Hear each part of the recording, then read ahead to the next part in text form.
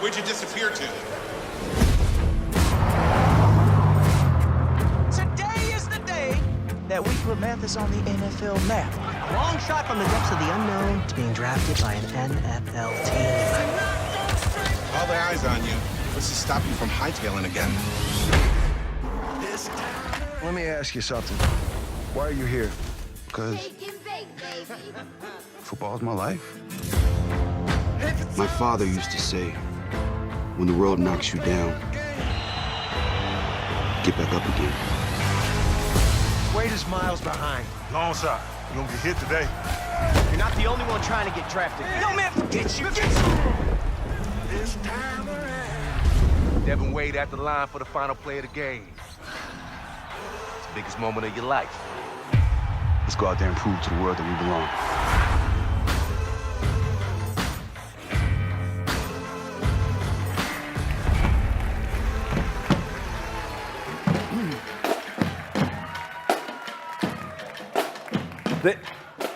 Round of applause for the drumline, guys.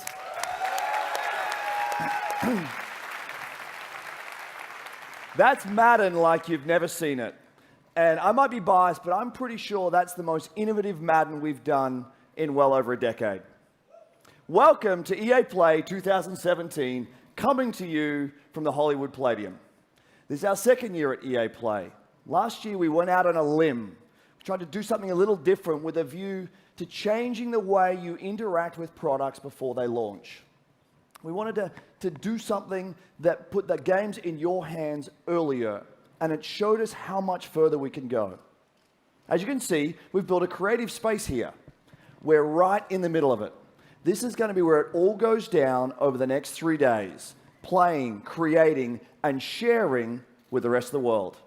We've built it this way for a very simple reason. We want more of you to be able to experience this moment.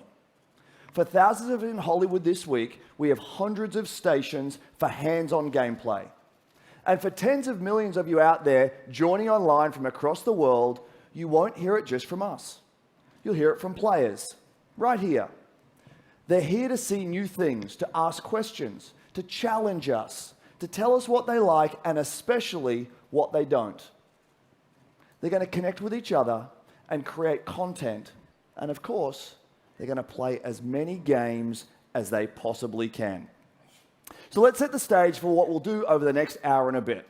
We're going to go deep into 8 new experiences, each with major reveals, massive innovation, and stories that'll pull you in. 2 years ago, we launched Star Wars Battlefront, and we got a lot of feedback. A lot of it positive, and a bunch of it constructive. That's a euphemism for not as positive. So today we're going to bring you 30 minutes of Star Wars Battlefront 2. And what we hope you'll see is that we've addressed all of the feedback and gone even further. We've got a mix of everything here for you. A look at new IP, some killer new trailers, demos, and a bunch of live gameplay. This is going to be a lot of fun. And it should be, right? Because we're all here for one simple reason. All of us share one fundamental belief, and that's that games are the best form of entertainment on the planet. Yeah! They connect us like nothing else. They bring us together across cities and countries. They inspire us. They ignite the fires of competition inside us. Games allow us to do extraordinary things and to be extraordinary in our own ways. Games enable us to be our most creative selves, whether that's as game makers trying to pioneer new ways to play, or players making each game a unique expression of our own passion for what we do.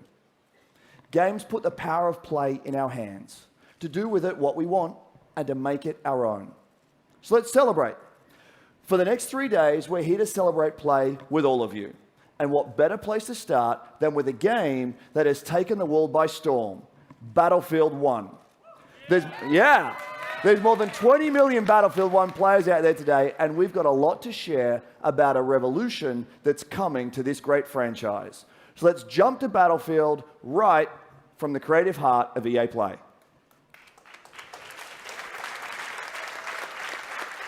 Hey everyone, I'm Andrew Galata, producer for Battlefield 1 at our DICE studio right here in LA. I'm standing inside the Creator Cave at EA Play, where our community is creating new content to share with players across the globe. It's unbelievably rewarding to see more than 20 million players embracing the game, crafting their own memorable moments, only possible in Battlefield 1. Let's take a look. Hey, Noob, I got some questions to ask you. Okay. What is it about the Battlefield franchise that's so special and appealing to you? The thing I find special about Battlefield is teamwork. I'm not good at shooting. Sometimes I like to repair, or heal, or hide.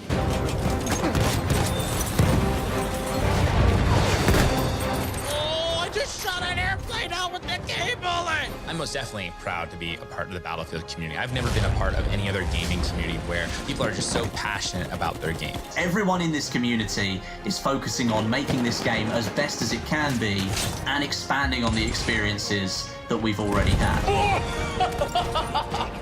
No way! Was mich an Battlefield begeistert, ist die schiere Bandbreite an Dingen, die ich in diesem Spiel tun kann. Player versus tank versus plane versus environment. My most memorable moments is what I do with my community. A 64-man army that just does massive, crazy things. I have made so many amazing friends who have become more like family. It's something that brought a whole lot of people together who will squad up and go and tear it up. Boom! You got it? Oh, I killed them all! I killed them all!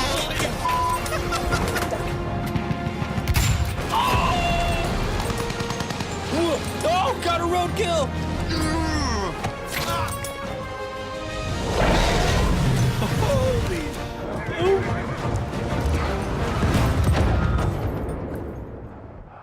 I'll never be able to do that again in my life!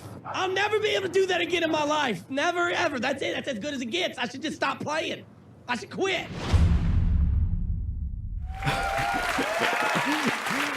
He just disabled a moving truck with a grenade while jumping off a horse. Incredible. We love these only in Battlefield moments, and we want even more of them. So we're bringing more ways for you to play. First, Night Maps debut this summer. In Neville Nights and Prise de Terreur, you'll need to deploy tactics as you fight through the night in a massive network of trenches. Second, I'm excited to announce a major revolution in Battlefield 1. We're bringing epic battles to the Eastern Front of World War I. In the Name of the Tsar expands Battlefield 1 to the blistering winter in the East. This is the biggest front of World War I, and with it, we're bringing you 6 new maps, the Russian army, including the mighty Hussar cavalry, new vehicles and weapons to expand your arsenal, and the iconic Women's Battalion of Death. Finally, we're introducing a richer gameplay experience in both progression and operations mode. By bringing deeper player progression through all new assignments, the ability to tailor your playstyle with specializations, and new multi-battle experiences woven through the fan-favorite game mode, Operations. All of this coming in September as part of In the Name of the Tsar. And for the next 3 days, the Lupkow Pass map from In the Name of the Tsar is right here at EA Play. For those of you tuning in, you'll get a glimpse of it from these guys when they share it on their channels very soon. So there you have it, 8 new maps in total, opening up the largest front in World War I with new ways to play. There's never been a better time to be part of the Battlefield community. Now enough of me. Let's give you a first look at In the Name of the Tsar. A revolution is coming.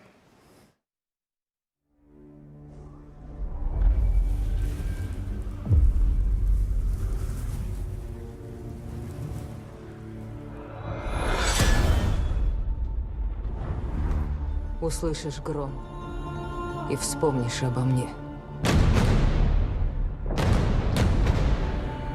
Полоска неба будет твердо алой, а сердце будет, как тогда.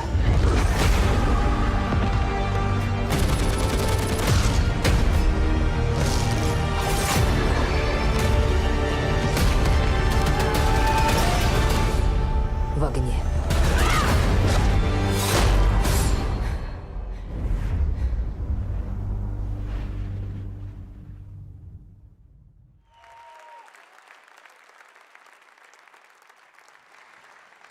Hi, everyone.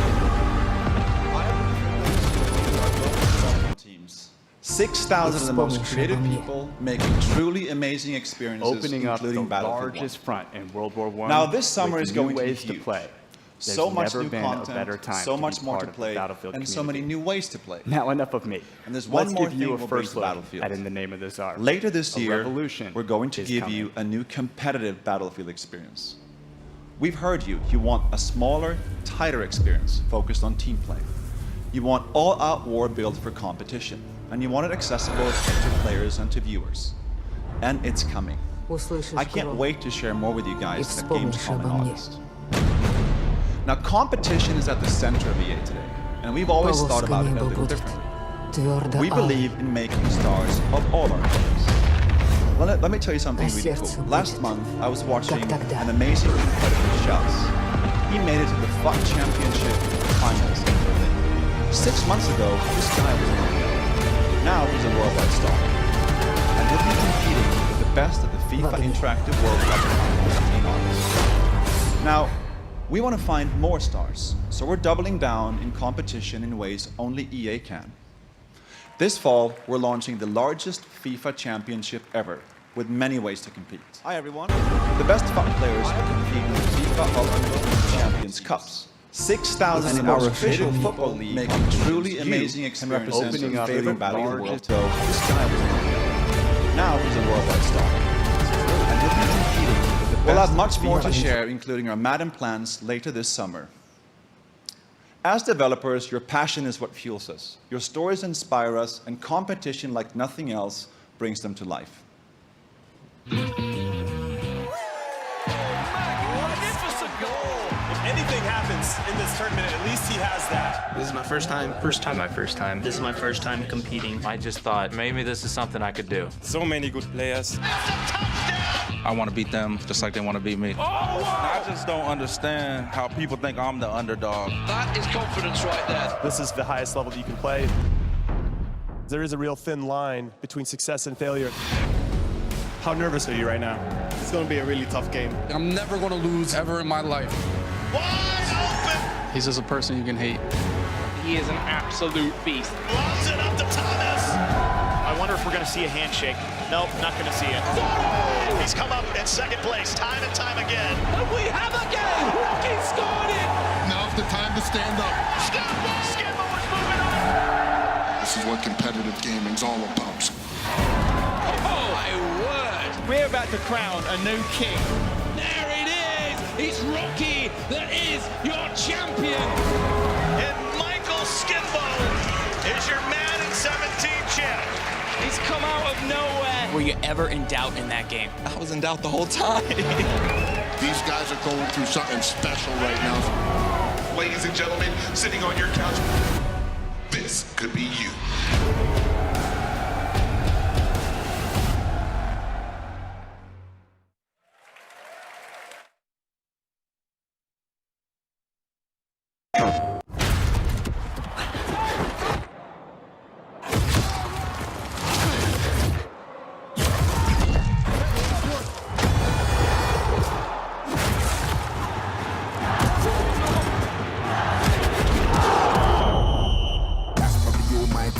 There's no I in it.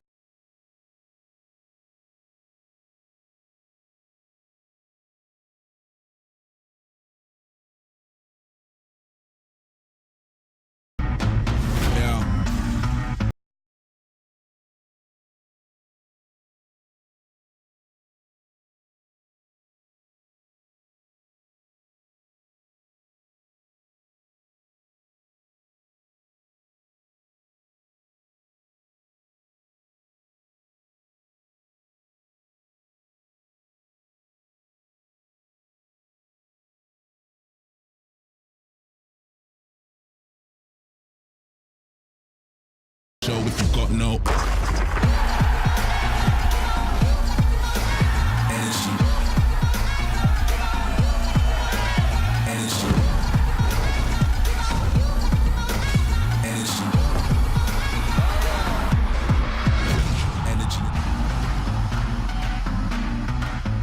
energy, no, don't be a sheep when you can be the goal. Great is a brutal time and you never know.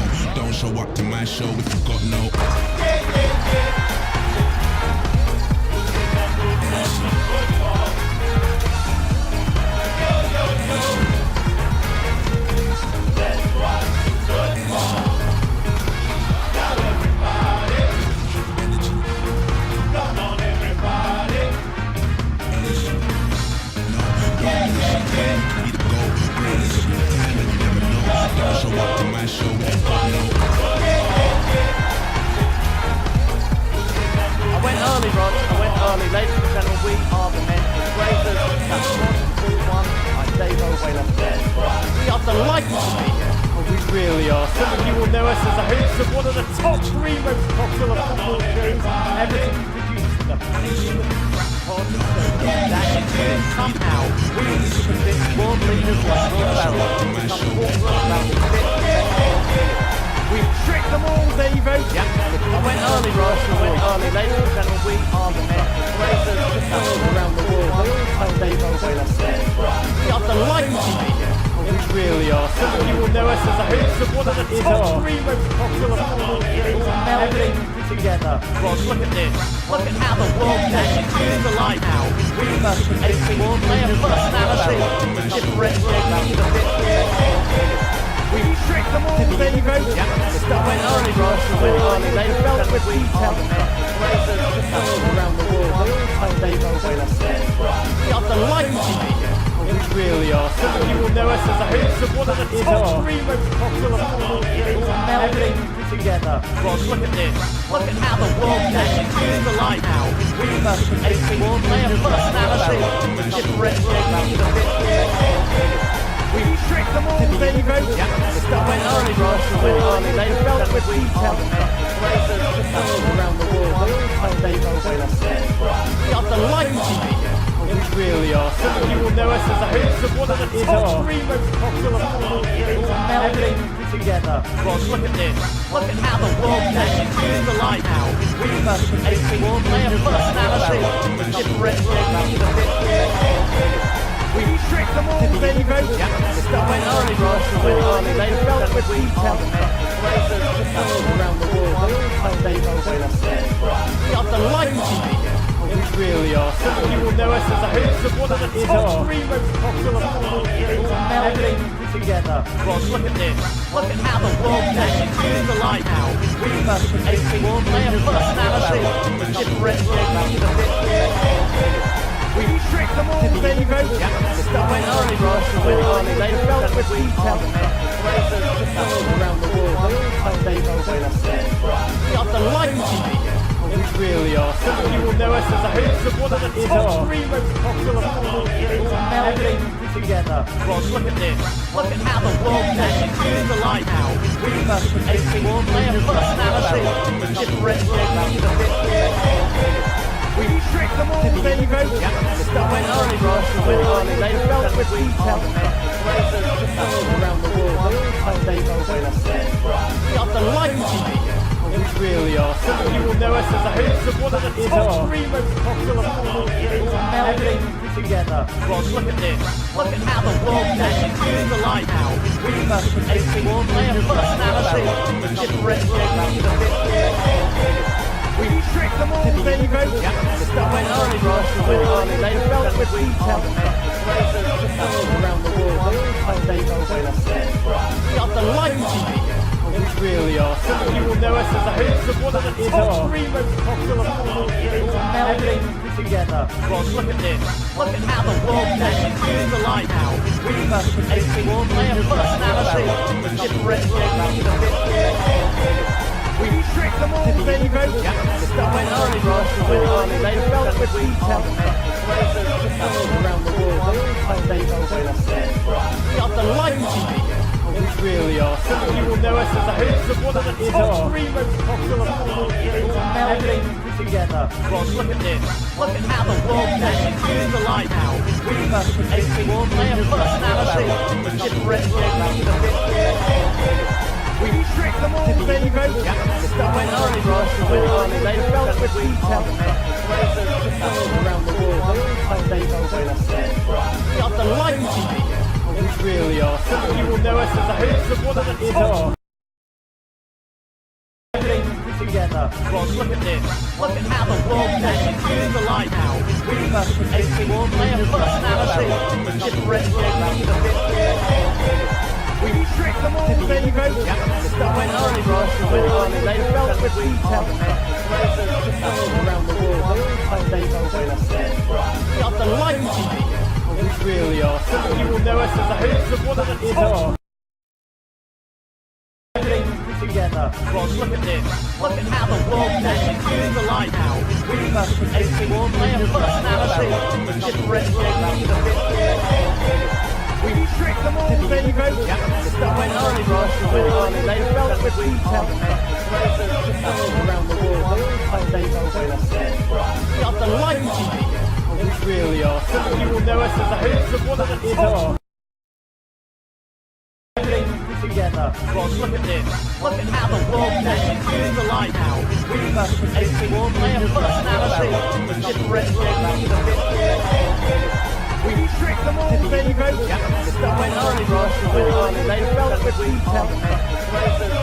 Around the world, they are delighted.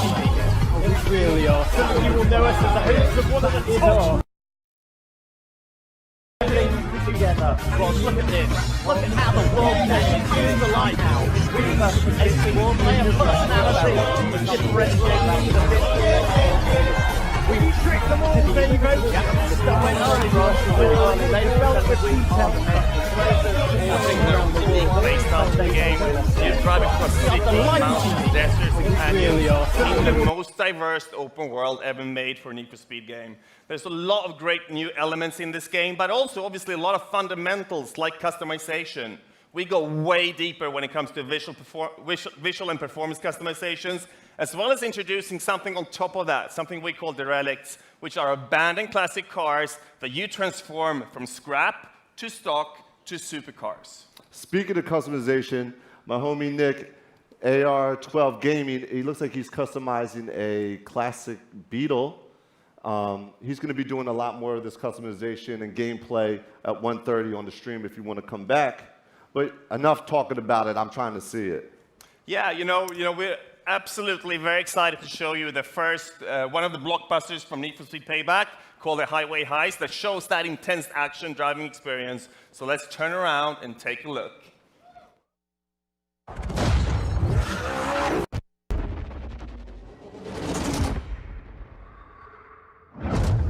Exmachinagamma, 0 to 60 in 2.7 seconds. We intercept, then grab the cargo.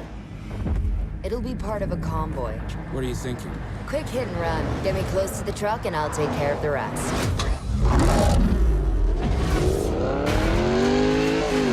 Get me close to that truck before it hits the tunnel. The house won't let us anywhere near the truck. We gotta take out those cars. Get rid of these guys.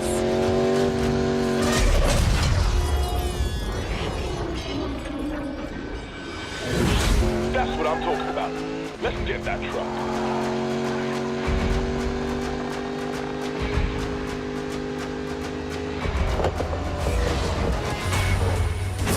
Look out! Shit! Damn it!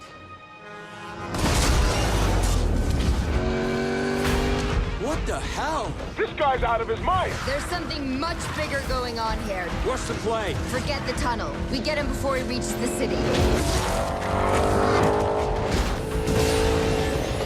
Guys, more house cars headed your way.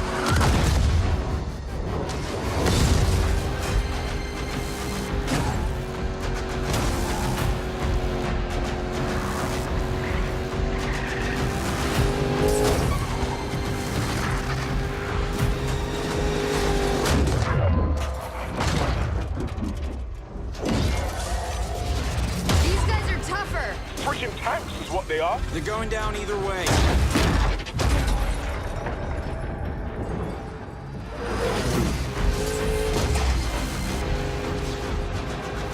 Take him out, Ty.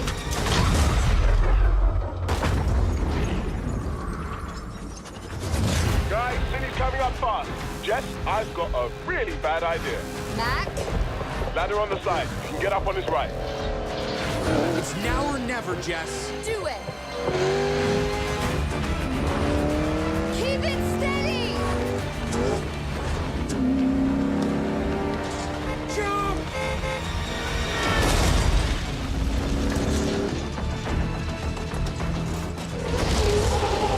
Jess! Jess? You got this? Jess!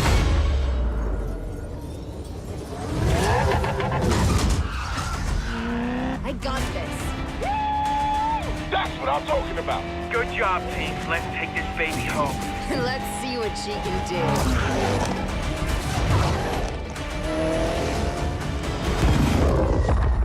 Okay, boys. Let's even the odds.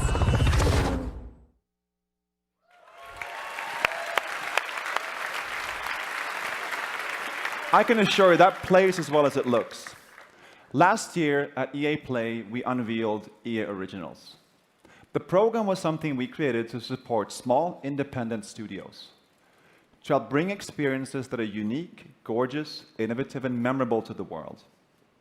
We are partnering with game creators through the process from development to marketing to publishing. But EA Originals is also about funding, about offering a level of security. The profits from these games go back to the hands of the developers. We have been overwhelmed with the indie community's reaction to this. I can tell you, we've received hundreds of pitches, many of them brilliant, and as a result, we now have several new titles in development. Today, I want to introduce you to our next EA Originals title, one that I've been very close to from the beginning. This game tells a story in an entirely new way. Now, a few years ago, I played the indie hit, Brothers, A Tale of Two Sons, with my oldest daughter. I loved how different the game felt. The mechanics and storytelling were really cool, and we both loved the emotional story. So I decided to contact the game's creator, Joseph Fares. When we met, we instantly realized we shared the same passion for games and how to bring new experiences to players. I also found out that he was building a new studio called Hazelight. Now, we're thrilled to be working with Joseph to bring his new project to all of you. What started out as a wild idea on paper has now turned into a groundbreaking, one-of-a-kind game called A Way Out. Take a look.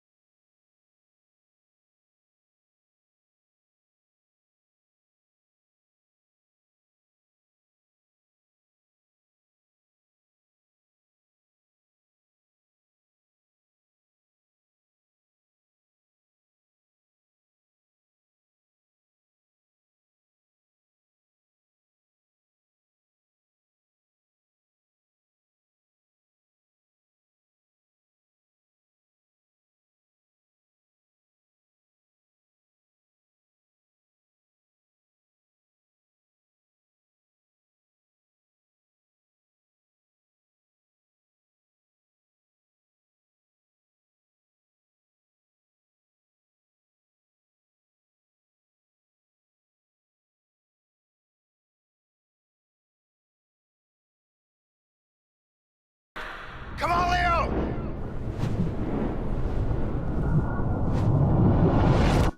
Hold your hands up high. My love, I see.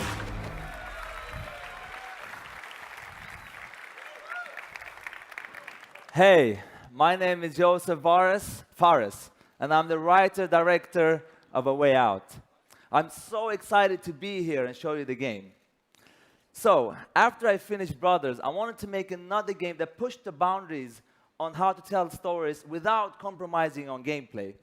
And this is the reason why I started Hazelight Studios together with the team behind Brothers. And working with EA's Originals was perfect for this, because we have the full creative freedom and trust from EA to deliver the game we truly believe in. And that is very important for Hazelight, let me tell you that. So, the idea for A Way Out came to me when me and a friend trying to find a co-op game that wasn't just a drop-in, drop-out experience. I wanted to play a game where the characters had unique personalities and goals. A game where me and a friend can embark on an emotional journey together. And this is exactly what A Way Out is. The game is designed for split-screen co-op only, and I mean only. So you will be able to play it online, but to get the full experience and feel, we want you and your friend to play it in your couch. And gameplay-wise, Yeah, couch, nice, right? Action. Finally, yeah. And what was I going to say? Yeah, let me tell you. Okay, wait, it's coming to me. Come on. Gameplay-wise, it's going to be crazy. There's going to be a huge amount of variation. You're going to be able to play everything. I mean, not everything, but a lot of stuff. There's going to be exploration, driving, action. Also, you won't get tired of this game, I'm telling you. So, but let me tell you this. After you finish playing a Way Out, I will tell you, you will play a co-op game like never before. I know, I mean, I can guarantee that. I know I sound very cocky, but I can't help it because it's true. I'm so pumped up, it's crazy. You don't know, I live, breathe this game. I'm telling you, it's like, it's gonna kick ass. It's gonna kick ass. So right now, I will show you a gameplay video that's gonna show you just a small part of the game, but still, you're gonna get blown away. And I also wanna say that I'm so proud and happy to be part of this industry. It's crazy how fun it is to be here and do these games. It's so much fun. And also, one last thing. I wanna say hello to my Hazelight team watching live from Sweden. Thank you, goodbye, hop shaky, boom, come on.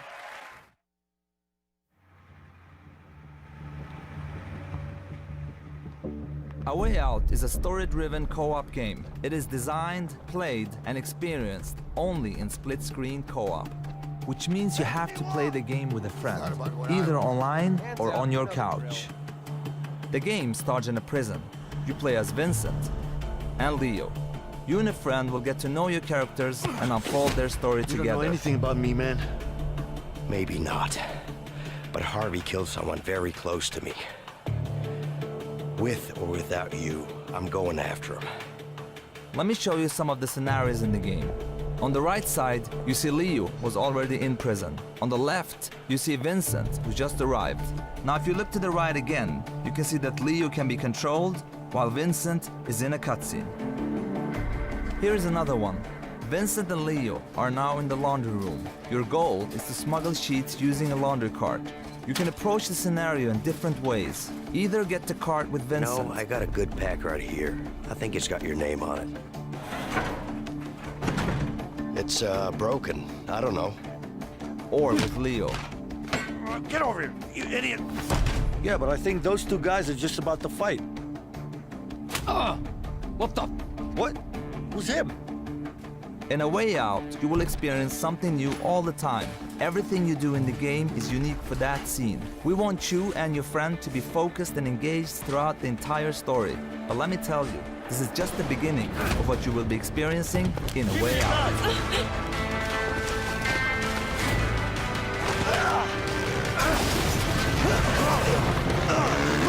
Get him! Run! Relax, man, I got this.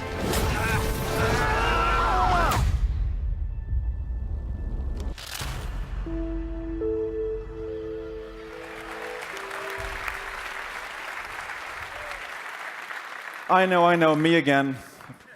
Thank you, Joseph. That game is absolutely stunning, and I can't wait for you guys to get your hands on it.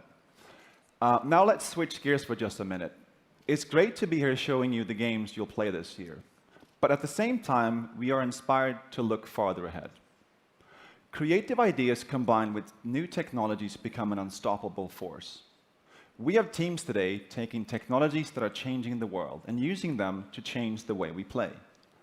These are the futurists, the incubators, our talented artists, designers, and engineers within our studios, our Frostbite team, our digital platform team, and a new research division called Seed.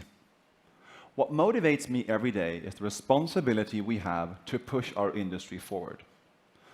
That's one reason we created this new division. Seed is a small, stealthy team that I work with on a daily basis, exploring some of our most visionary concepts, like deep learning or neural networks, creating a world for you to define, to interact with, and share as you wish, or virtual humans with deeply sophisticated artificial intelligence. So instead of one main character shared by millions, we can have millions of main characters shaped by you. That's just the beginning of how we can blur reality and the digital world. Go anywhere, share your discoveries, be anyone, The games become yours. Now, what we know today is that interactive entertainment will change more in the next 5 years than it has in the last 45. Together, we are building that future, one that disrupts, empowers, and is full of play. And to do that, we also need innovative new platform technology. So when we were thrilled when we got our first project Scorpio dev kits from Microsoft, 6 teraflops and true 4K graphical fidelity. Now, these Madden NFL 18 visuals are just a taste of what can be accomplished combining Frostbite with Project Scorpio.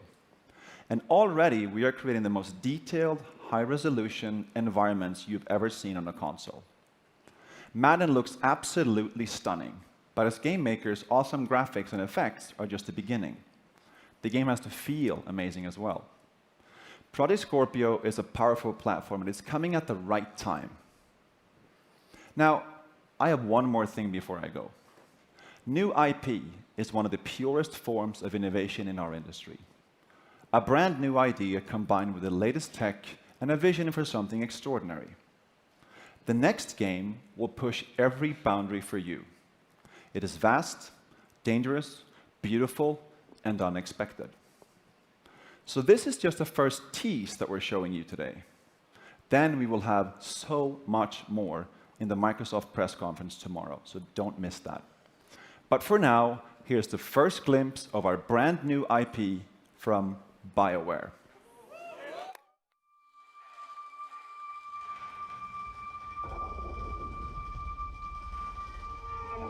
The wall.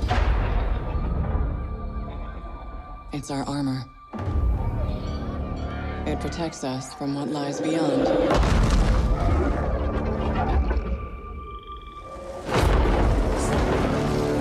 But out there, you either live with the choices you make,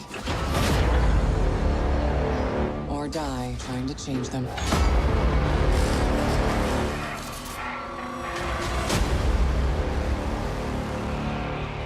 The story doesn't end here. It's just the beginning.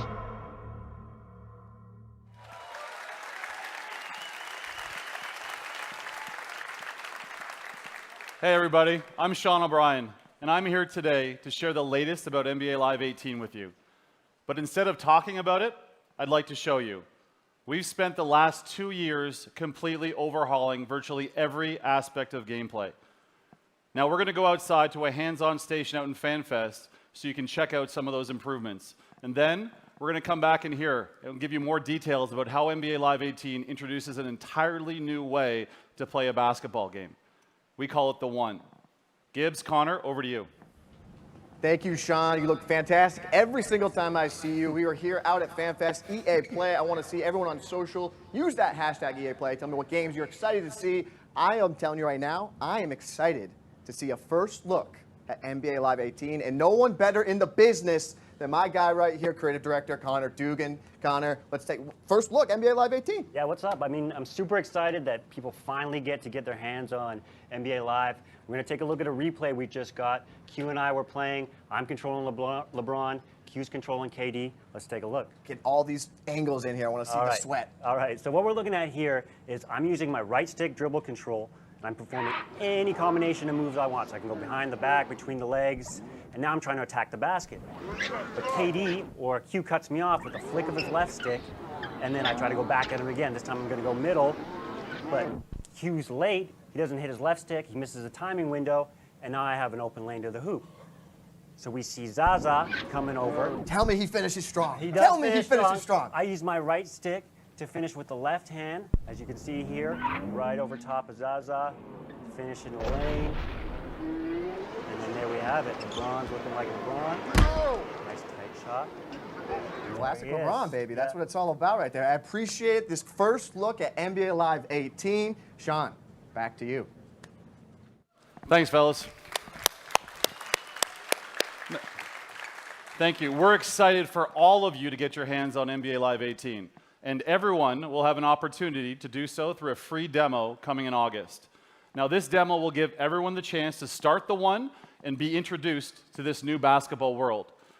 Jumpstart your own legacy through solo, co-op, and multiplayer experiences and carry all of your progress over to the full game. Now let's take a look at the one.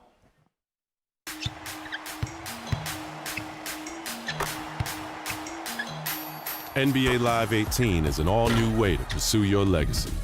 Centered on you, your journey is defined by the choices you make. Welcome to The One. The One unleashes the freedom to play how and with whom you want. Here, the respect you earn on the streets matters just as much as the rings you earn in the league. Rise through the ranks in the league, an authentic NBA experience where you dominate the hardwood on your way to winning championships. But the new NBA Live goes beyond the league, taking you into the streets, where the rules and how you earn respect are different. Team up with friends to take down NBA legends at historic courts like Venice Beach.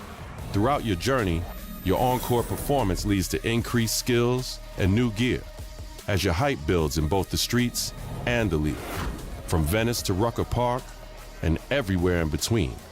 Join the community with 5-on-5 pickup games at iconic, real-world courts. Hit the Drew League and continue to build your legacy in the Pro-Am Tour.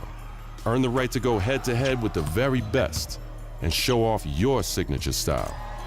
From East Coast to West Coast, from the streets to the league, everything you do matters. Your legacy is defined by you and how you choose to play. This is your world. It's time for you to be the one.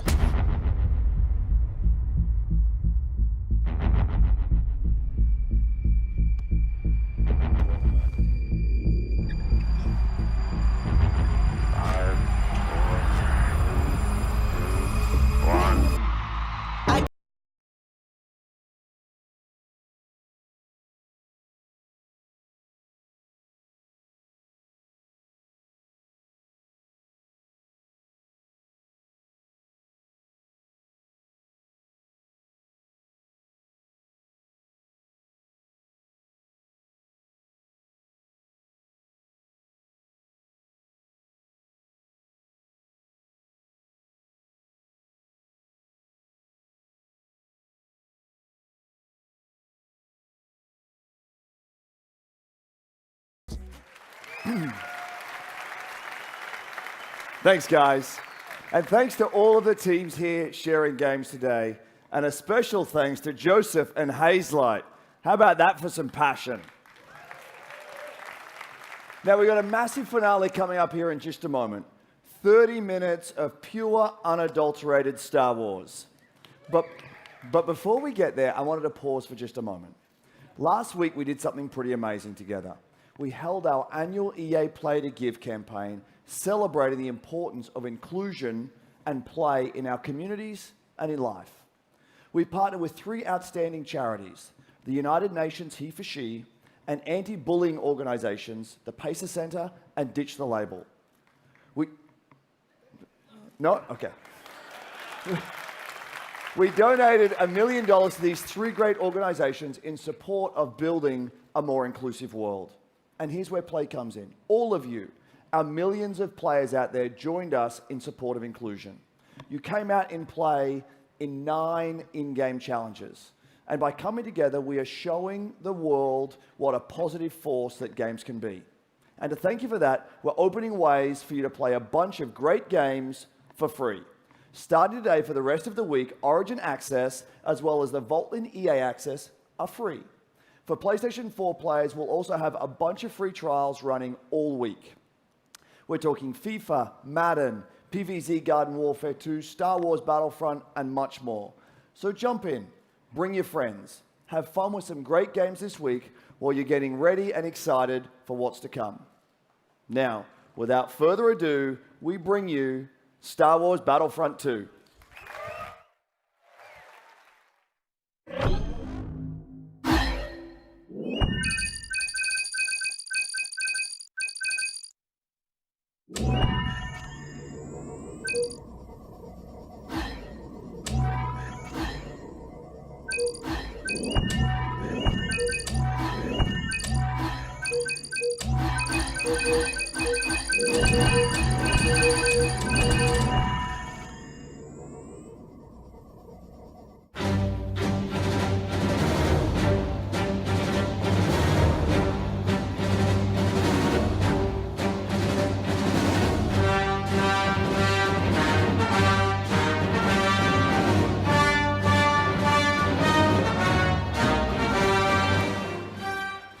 Hello.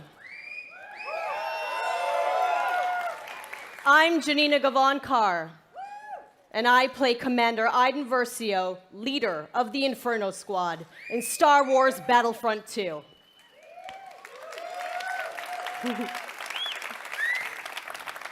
I'm also an advocate for in-depth cinema caliber story in games.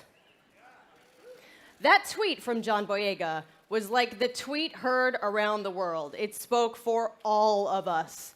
When can we play a Star Wars story? We don't want to just relive the movies. We've watched them a million times. What we want to do is have a new and authentic, untold story. A story that delivers new perspectives and enables us to play as some of our favorite Star Wars characters while also introducing new ones.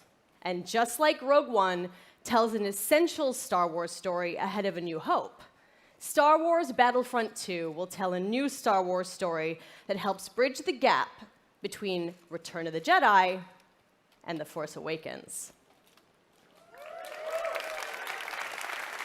It's good. But EA didn't just stop there. We loved the previous Battlefront of 2015, but we wanted more. Star Wars Battlefront 2 is much bigger than the previous title, with more than 3 times the content of the first game. Yeah. Now, I'm all about that couch co-op, and they're bringing it back with the return of Skirmish, so I'm going to be cuddling up with someone playing me some Battlefront 2. In multiplayer, there are more heroes, more vehicles, more planets. I've been to some of them. More space battles and starfighter assault, and deeper progression and customization, as well as content from across all eras. But, as we know, Star Wars is not just some checklist of great features. How does Battlefront 2 play?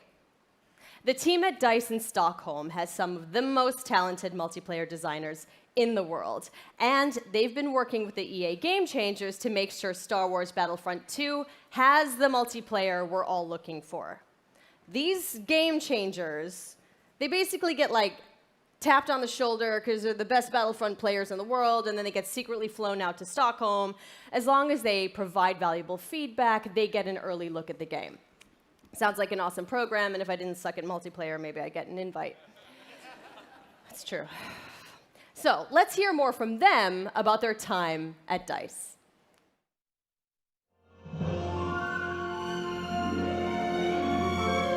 After the release of Star Wars Battlefront 1, the community thought there should have been more. And the good news is this, the developers have been listening. I'm really excited to let the Game Changers get their hands on the game. This is going to stay, right?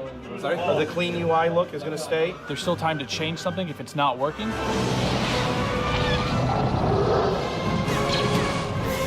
Oh my God! My first impression with the game is upgraded. All 3 eras are going to be in the game. No! Earth Boss coming at me! Oh, okay, Battle Squad! We've got a whole bunch of new features. One of the biggest ones that a lot of fans are excited about is the class system. They split the characters up into different classes. They have different weapons, special abilities that you can customize. It affects your health. It affects how you are going to support your team. There's going to be more content. You're going to have to get used to a lot of new different techniques on how to play.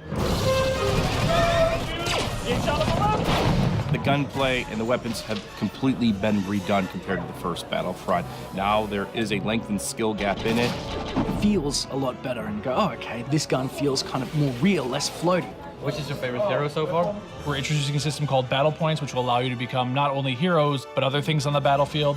As you're helping your team play the objective, you gain these points. There's such a plethora of things to spend it on, vehicles, or even coming in as a hero. And the coolest thing, I think, is a level of customization, not just from a weapon standpoint, but the actual character's own abilities.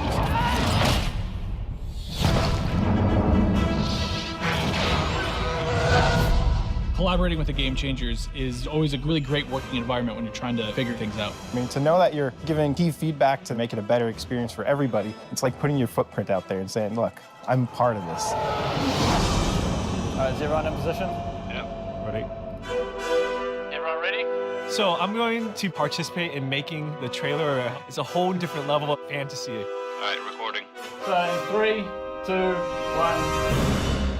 And now, on behalf of the EA Game Changers and DICE, this is the world premiere of Star Wars Battlefront 2 multiplayer gameplay.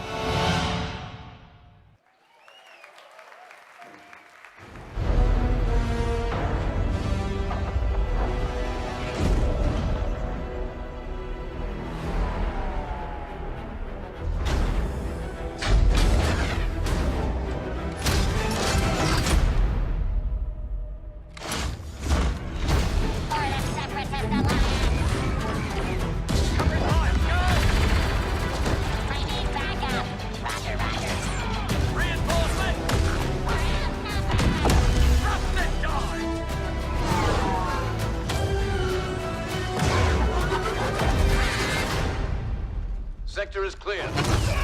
Not clear! Not clear!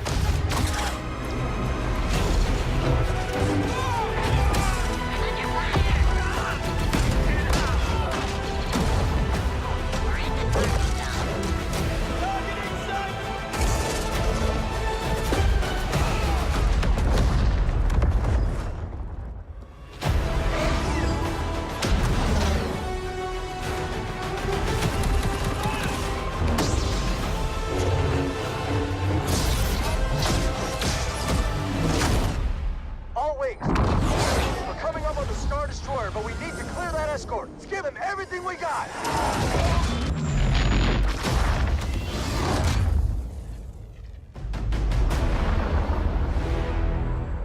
Your next assignments, they are unusual. Grab onto something! I'm trying!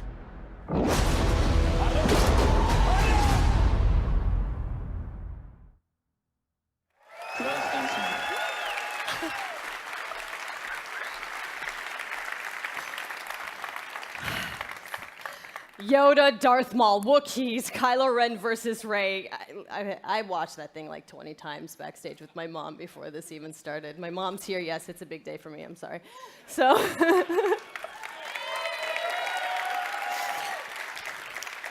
okay, so we have even more exciting things for you. In just a moment, YouTube personality iJustine, shoutcaster Alex Goldenboy Mendez, and DICE developer Paul Kesslin will showcase Assault on Theed, the world premiere of Star Wars Battlefront 2's multiplayer. Yep. We've got 39 game changers ready to go, head-to-head in a 20 versus 20 match, Battle on Theed, and I'm going to take the 40th slot. We'll see. Okay, but you're not going to want to miss this because, like, maybe you've seen some teasers, but this is the real thing, okay? All the bells and whistles, all the newness. But before we take you there, another big Star Wars Battlefront fan has some exciting news. Hi guys, it's John Boyega here. You thought I wasn't going to turn up? Yes, I was. But I'm sorry I can't be there with you because I'm doing a play in London. But I do have some great news. Obviously, you know I'm a massive fan of Star Wars Battlefront 1. And now we're going into the next chapter with Star Wars Battlefront 2. And I'm very, very excited to share this news with you. We've seen Yoda, we've seen Luke, we've seen all the other characters, but where's Finn? Finn will definitely be a part of Star Wars Battlefront 2 alongside with Captain Phasma as part of the first season of free content. And there's more. On top of that, we also get to play on the new planet Crate that you saw on the Last Jedi teaser trailer in April. So this is going to be an exciting time. I'm going to be playing. If you see Finn running around whooping some ass, it's me. So I'm getting ready, getting set for you guys to play with me on Star Wars Battlefront 2, and I'm excited. Let's play. Okay, but did you listen? Finn and Phasma are headed to Star Wars Battlefront 2 this holiday, and it will be free. Yes. The team at DICE heard our feedback loud and clear on the previous Battlefront and are committed to keeping this community together with themed seasons of content post-launch for all players at no additional charge.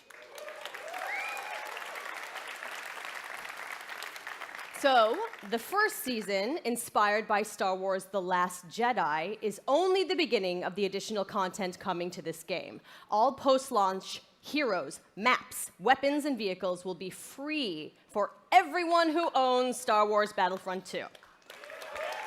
Yes. And yesterday, EA announced that players who pre-order will get early access to multiplayer beta and Yoda's epic lightsaber mastery star card. So, let us recap. New essential Star Wars story. Multiplayer across all 3 Star Wars eras, space battles, split-screen co-op, and free content that will keep us playing together for years to come. Yes, right? Yes. Yes. I am so honored to be just a tiny little part of this team making this amazing game. I can't believe they let me do this today. And I can't wait to play the game in its entirety in November. And I get to start right now. So I'm going to go pick up my controller, and I'm going to throw it over to iJustine and Golden Boy and Paul to take us to Assault on Theed, the world premiere of Star Wars Battlefront 2's multiplayer. Thanks so much. Hey guys, welcome to the world premiere of Star Wars Battlefront 2's multiplayer gameplay, Assault on Theed. We're ready to show you guys the live gameplay for the first time. I'm your host, iJustine, and with me here today, we've got Golden Boy and Paul Kesslin, producer from DICE. What have we got going on here today, guys? We got a lot going on today. First of all, what we're going to see today is a 3-stage mode. It's our new gameplay. We'll be showing people going. The droids are attacking Theed. They'll be going all the way up the main pathway towards the Royal Palace. They need to escort the MTT tank. From there, if we progress to stage 2, the droids need to try to bypass security, make their way into the palace itself.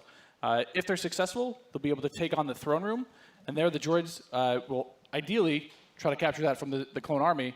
Unfortunately, the clone army's still there, needs to try to push them out and make that last stand. Can we just take a moment here and appreciate the fact that we get to be droids in Star Wars? This is going to be awesome. I can't wait. Are you guys excited?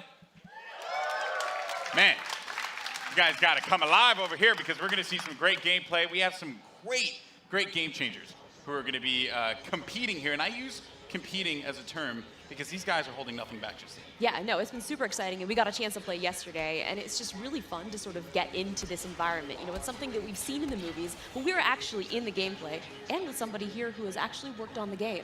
So let's talk more about what we're seeing here and getting into this, because there's 3 phases to this. So currently, we're in phase 1. That's right, and also we have some great game changers. You saw one of them pop up in just a little while. It was BF Updates, Pool Shark, Moosel. We also have my boy Darkness, a.k.a. Dankness. He will be playing as well. We have Westy, Master G, Star Wars HQ, and some NBA Live, just cuz. Why not? You know, just do your thing. But anyway, here you go. So, Star Wars Battlefront 2, folks. Now, this is awesome because essentially phase 1, you get to escort an MTT down the street of Theed here, and the pressure is on for the clones. They have to hold back the assault here, Paul. They do, definitely. The droids are sitting there trying to escort that MTT up the main pathway. If they're successful, we go on to that phase 2. But right now, what we're seeing is some specialist gameplay from, I think, Battlefront updates. Yeah, let's actually talk about the specialists, and also you're going to see a couple different classes here. This class in particular that Massive G is using is the heavy class. Specialist, kind of your sniper, right? But the heavy class, what do they do here? So the heavy class is great. They got a bit more health than your average trooper. They're also able to pop that combat shield, try to push into areas. So you can see those guys as pushers or defenders in some areres. But it looks like we got one of our Vulture droids right now. Not sure who's flying this guy, but these guys are great at air-to-air, trying to take out those other ships that might be coming in, that Naboo N1 Starfighter. Otherwise, they're there to provide some great ground support like we're seeing here, trying to get some strafing runs in on those clones. Oh, no! Oh! Come on, man. Missed that tower. You just did it wrong there, buddy. So it's Sorry great about that. because we also do have the air support, but we also have ground support as well. We do. So another thing that those air vehicles are great at is trying to take out some of the ground vehicles that you may see. The droid army has the AAT tank, something that's really great at troop suppression. But we see here a little clip of the V-Wing doing that. Oh, man, he's just mowing some droids down there. Yeah, just absolutely shredding. You're going to see this happen quite a bit, especially in this phase, because there's a lot of open field here, right? And you can just come through for some great great bombing runs, really, and eliminate as many people as you possibly can. And also, you put the presence of an air vehicle out there. Players will fear the skies, and they will, look for cover in this map where it's already difficult to find cover to begin with in this phase in particular. Absolutely, and you can see right now that there is an AAT tank sitting around on the battlefield. He is probably taking out those clone troopers, but this Vulture droid is really stepping it up. What I love about this is everyone's like, oh, look at this great open map. And then when you start phase 2, it's like everything starts coming in and coming way closer together. And we were talking a little bit more about the Assault class. So for somebody who has just started playing this, never played any previous versions, do you feel like the Assault class might be something perfect for them to pick up? I think the Assault class is yes, absolutely. It's something that is, ooh, that's painful. The Assault class is something that a lot of players will be able to jump right into. They're your frontline flanker attacker. I think they're going to be fairly easy. You can get right in and just start having your typical run and gun action. Their signature ability, you see here at the top of the screen, your number 2 ability, that switches you over to a shotgun. You get a little bit faster, and you're able to really get in there and kind of break through those front lines. Oh, I love it. I love using the shotgun, man. It is so good. And it's actually, when I first used it, it really caught me off guard. I wasn't expecting it. And I said, wait a minute. I could destroy people with this. So I just charged into the room and just absolutely shredded everyone. It was so fun to play with here. We're also seeing some great dogfighting here between the clones and the separatists. This is certainly what a lot of folks love in Star Wars, and just really in any game that DICE makes, right?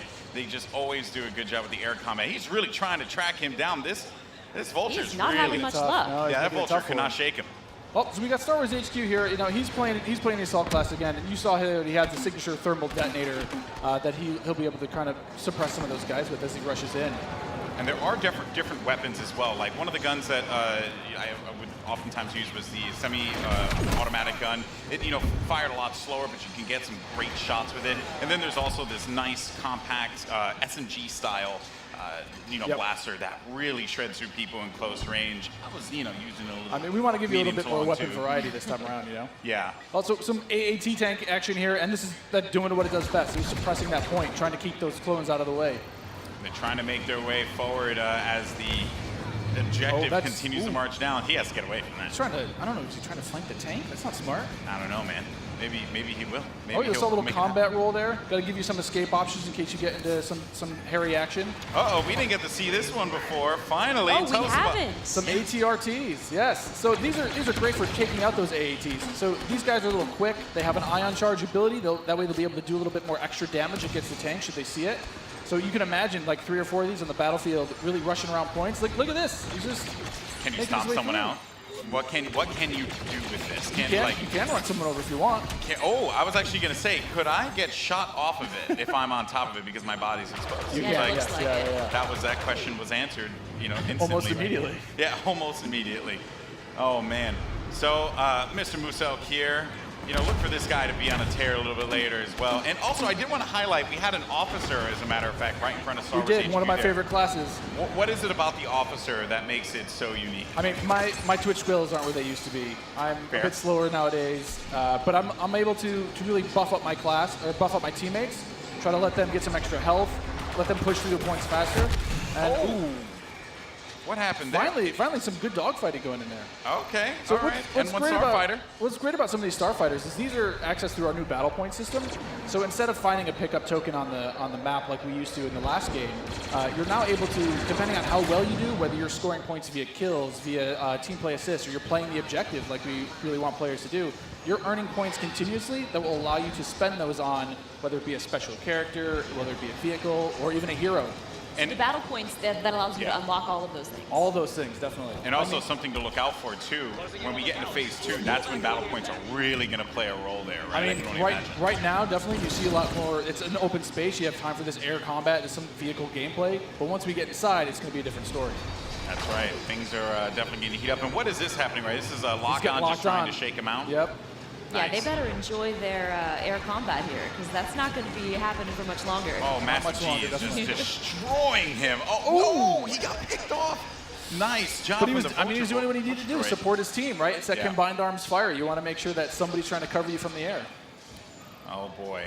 So, and you can see after every respawn as well, you get those how many points you're earning. Right? So That's you right. can use those later on. Got some specialist gameplay here as well. Maybe you can take off a couple faces, perhaps. That And would so be in the pretty specialist good. class, you can also deploy different types of traps as Yeah, well. absolutely. So they have access to a trip mine. So if you want to sit there and you want to be, that true sniper character, you set up some trip mines behind yourself, make sure nobody can flank you.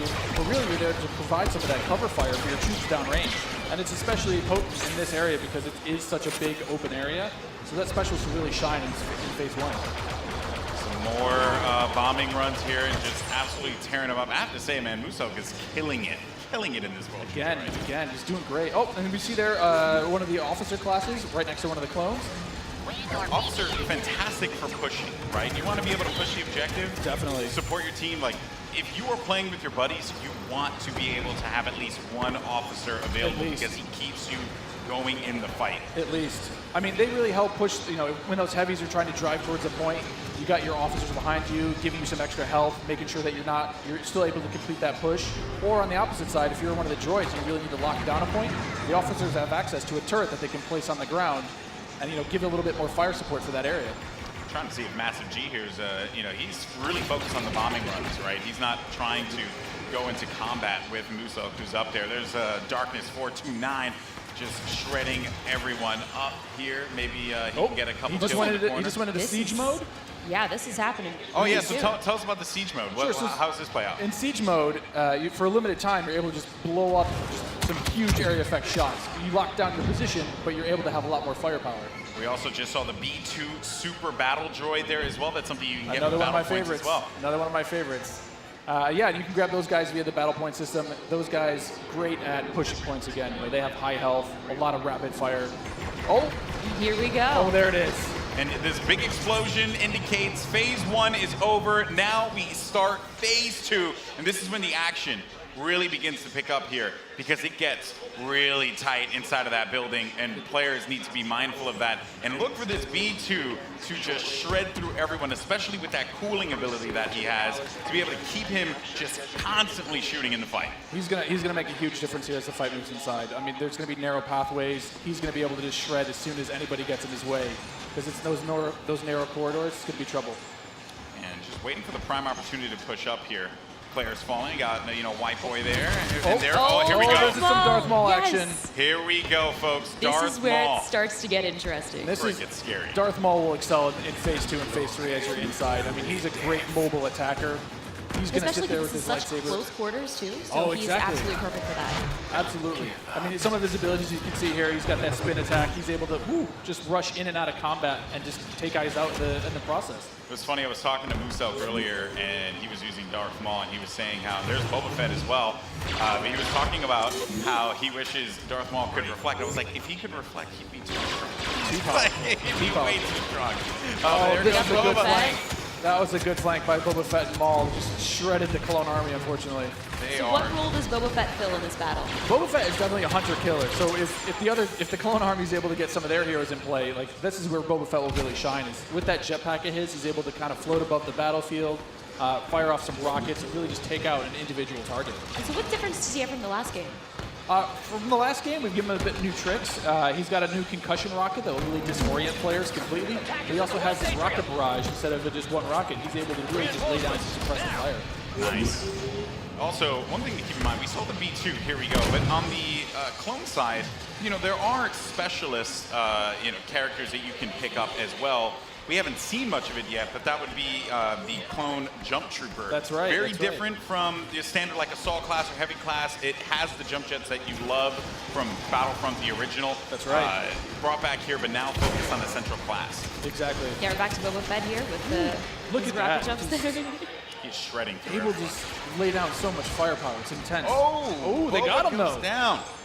Jesse was able to find him on that one, Yep. but here comes some officer gameplay here. Oh, good. Finally, somebody playing some support. Support people matter too. They do. You gotta give them some love. We're the linchpin of the team, Yeah, exactly. Now, what is his 2 exactly? His 2 is the healing His ability? 2 ability is that, yeah, exactly. It's that healing ability. It gives you a little bit of buff for your little over health, but it also heals you back up. So it's, we got some of the jump troopers. Oh boy, and here we go. It's getting ready for phase 3 in just a little bit. There's a jump trooper. We talked about him before. Jump Trooper, super fun to play. But again, you know, it's attached to a specialist now, so not everyone's going to have it equipped, although it was really fun in the original Battlefront. Right. But I am going to be excited to hop into Jump Trooper and shred people myself. I mean, I know a lot of people love the jump pad. Oh, geez. now we've got Ray. Oh. Not gonna lie, I'm super excited to play as her. She's quite a powerful character. Don't run. Some of her abilities. You know, she got out of that one really quickly, but they got her. The droid fallen by a simple droid. No, but Ray So how has, does her Ray has mind ability. trick affect enemies? Absolutely. So Ray's mind trick is something that against all enemies, they'll be confused for a little bit, and your controls will kind of, you know, work against you, making you a little bit more vulnerable to attack. Just so you guys know, this is when it gets insane. Because there's so much going on here. And was that a little Han? We saw a little Han, yeah. Are we gonna get some Han? I hope so. I hope so. But I mean, you saw it earlier. So every time you finish a life, we'll show you how many battle points you have. And some people have enough points to get those reinforcements. And especially this late in the game, you'll see a lot more of these special classes coming out, a lot more of the heroes coming out. So again, this Jump Trooper here, you know, with his rocket launcher and his jump pack, trying to be mobile, trying to fly into that last zone and capture a point. This is really where heavies are going to thrive as well, because my goodness, you just see laying down fire through the doorway, just absolutely dominating the clones. They need to push out. They need to fight this one out here. There are so many lives left that the Separatists have to their team. They could really run through this. The clones have to start acting fast, because if they cap it, that will be it. The Separatists will win this game. It's not looking so good for my boys in the Clone Army. I'm a Separatist fan, so I'm excited. I'm just gonna go on whichever team wins. Oh, so I'm not gonna be too picky here. Okay, jump and ship. I understand that. You know, no loyalties. Maybe you are Sith after all. Maybe I am. Oh, who knows? Shots fired. Shots fired. Yeah, so in this third phase though, in the droids are trying to capture that throne room. So you can see here, if you remember, it's just this is the main throne. And this is such super close quarters. Do you have any like sort of strategies that you would? Absolutely. I mean, if you're the Oh, clones, you're hoping that. Oh, geez. Han Solo was just getting torn up. This is gonna be trouble. It's like too soon, man. I can't relive Force Awakens again. You know, like don't do it. Darth Maul is just destroying absolutely everything. I mean, is there any tips to like taking him down?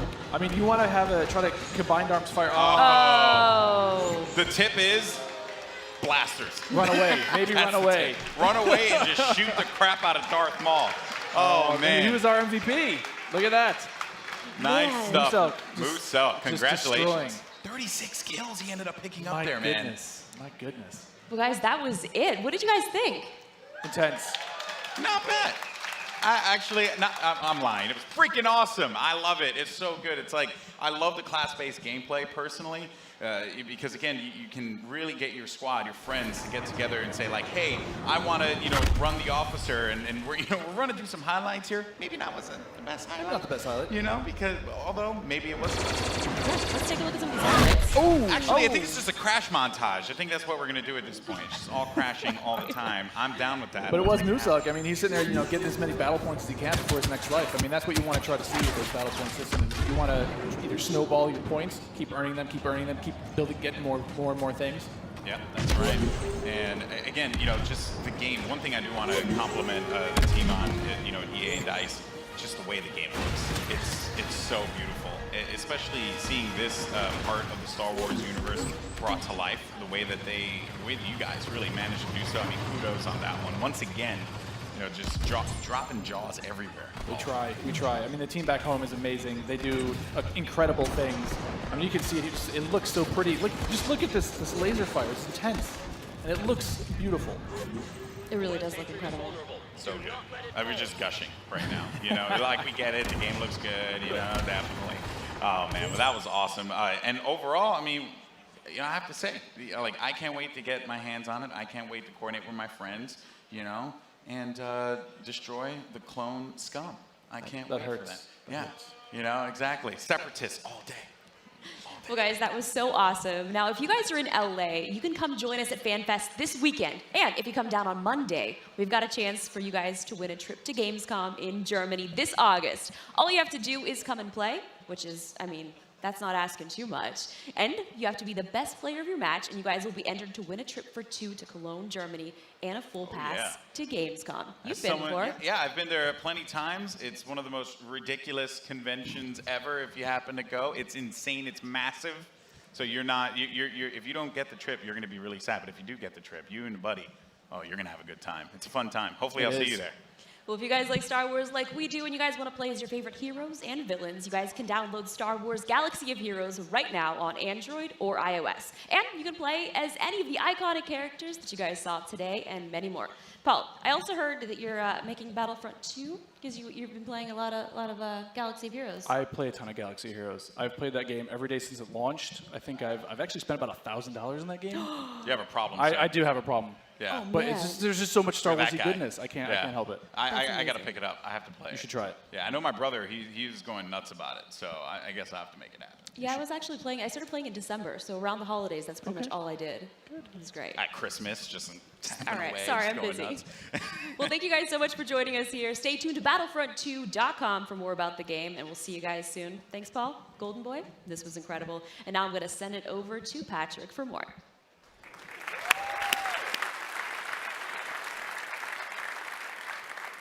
Thank you, everyone, and thank you to the real rock stars of this show, the development teams inside EA.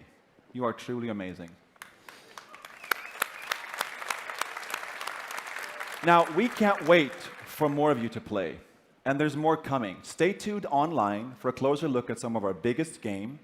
And remember, EA Play is for all of you, our players. Thank you all for joining us. Now, let's play.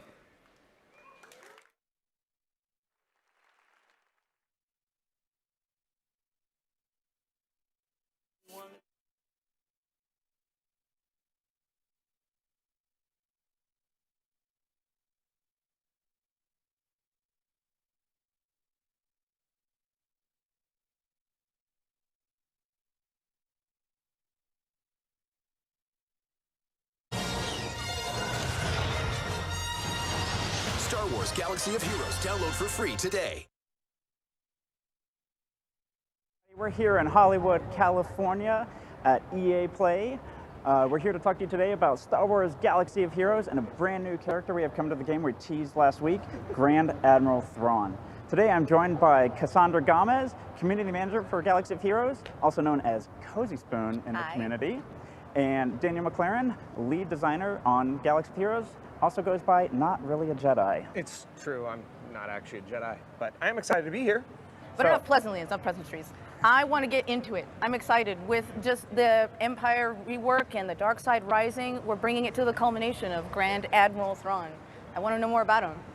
So before we get into it, I think we have a trailer we're going to show you guys, so let's go ahead and roll that.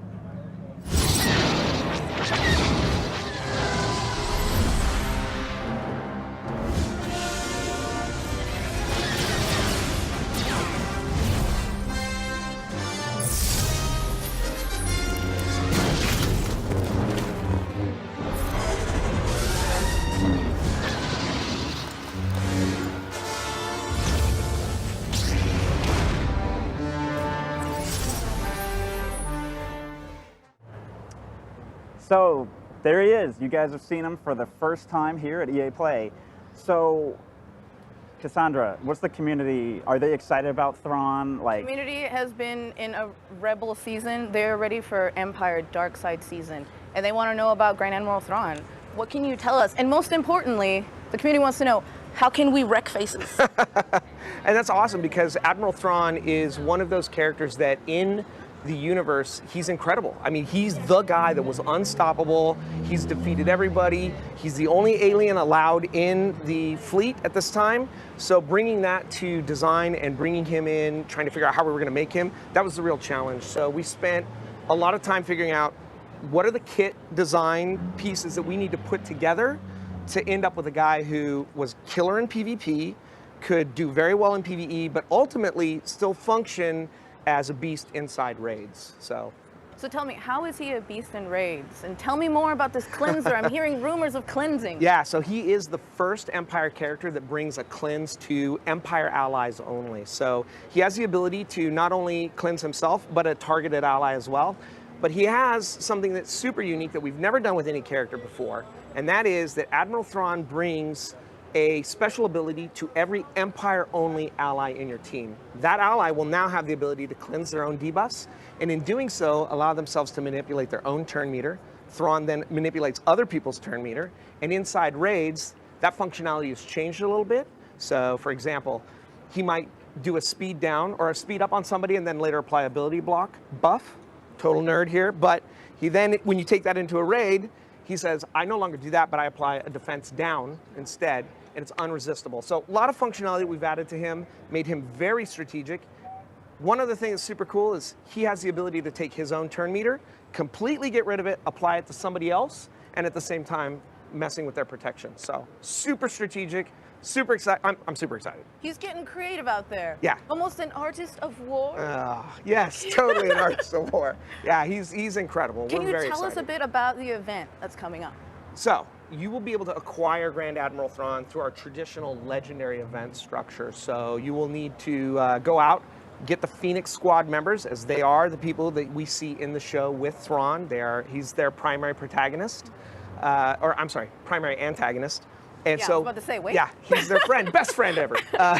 So you'll take your Phoenix Squad, you'll go in, you will fight Thrawn, and you will be able to acquire a Thrawn, up to a 7-star Thrawn through the participation in this event. Cannot Yeah, wait. we're really excited. So, yeah. All right. Well, that is our. Actually, when can players get Thrawn? Yes. So Thrawn will be available June 15th in, like I said, traditional legendary style event. We're super excited, so you got plenty of time. The game is set up for you right now. We've brought all the Phoenix members into the game. They're completely accessible. So go, get them ready to go. Thrawn will be there. Like I said, everybody's really excited. We're amped. Awesome. So next week, you're going to be able to get your hands on Thrawn in Star Wars Galaxy of Heroes. So that concludes our EA Star Wars portion of the show. We're now going to throw to Need for Speed Payback. I believe we've got an awesome trailer. So, all right, thanks everyone.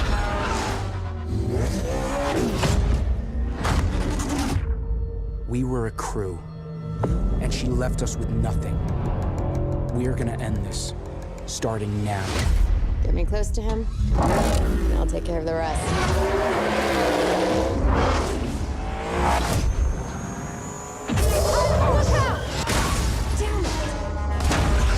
No one has touched this cargo. There's something much bigger going on here. Get down! Hey, Matt. You built this all yourself?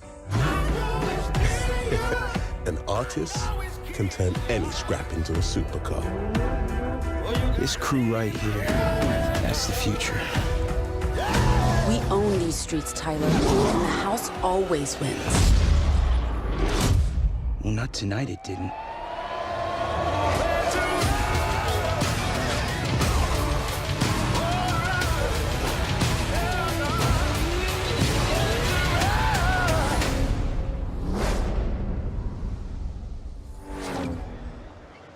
Hey, what's going on, guys? We're here at EA Play checking out Need for Speed Payback. I got two devs here with me, and we're going to be checking out some gameplay and some customization. I'm here with Will Ho, who's the creative director on Need for Speed Payback, and Bryn Albin, who is a vehicle director on Need for Speed Payback.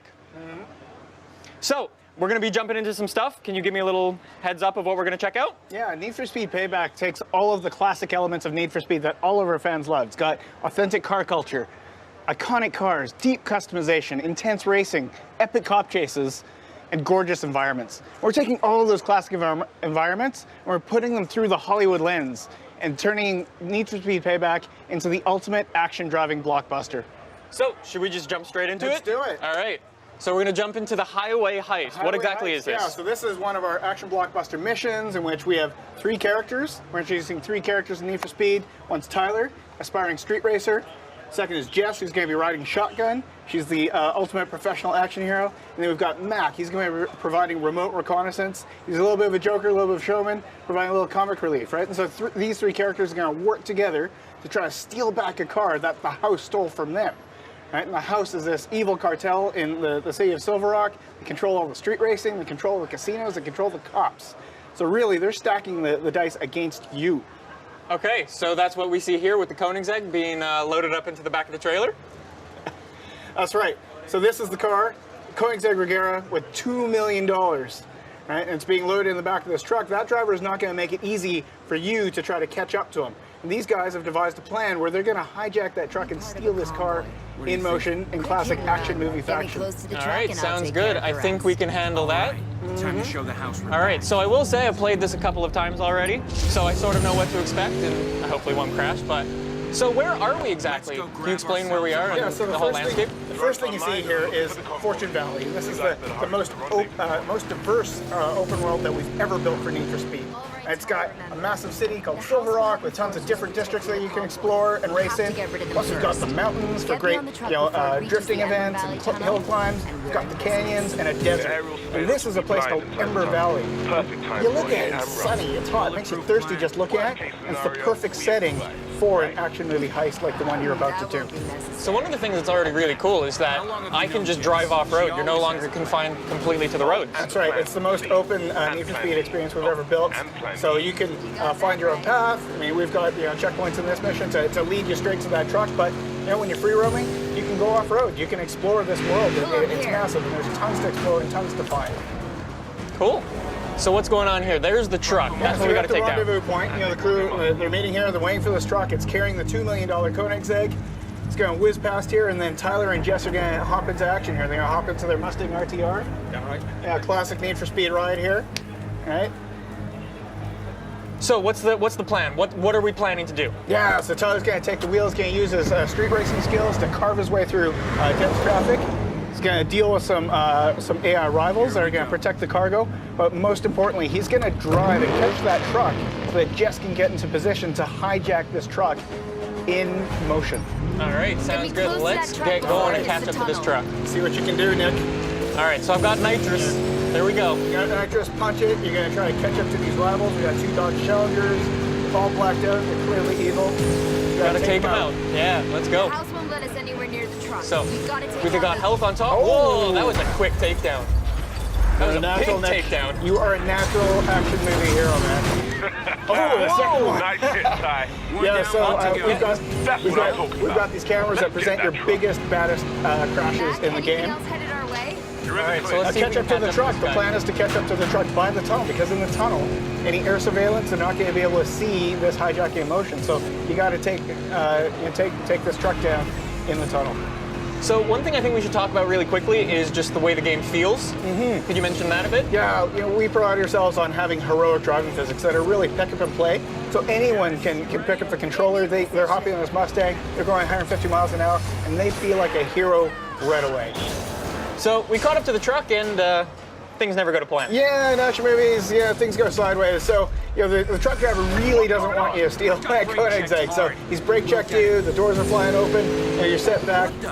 He's just he's booking it right now. He's plowed through all these traffic cars, making life tough for you. You got to navigate your way through the scene and catch up to that truck. He's made an absolute mess of this highway. All right, so I'm pushing. All right. You can catch him, Nick.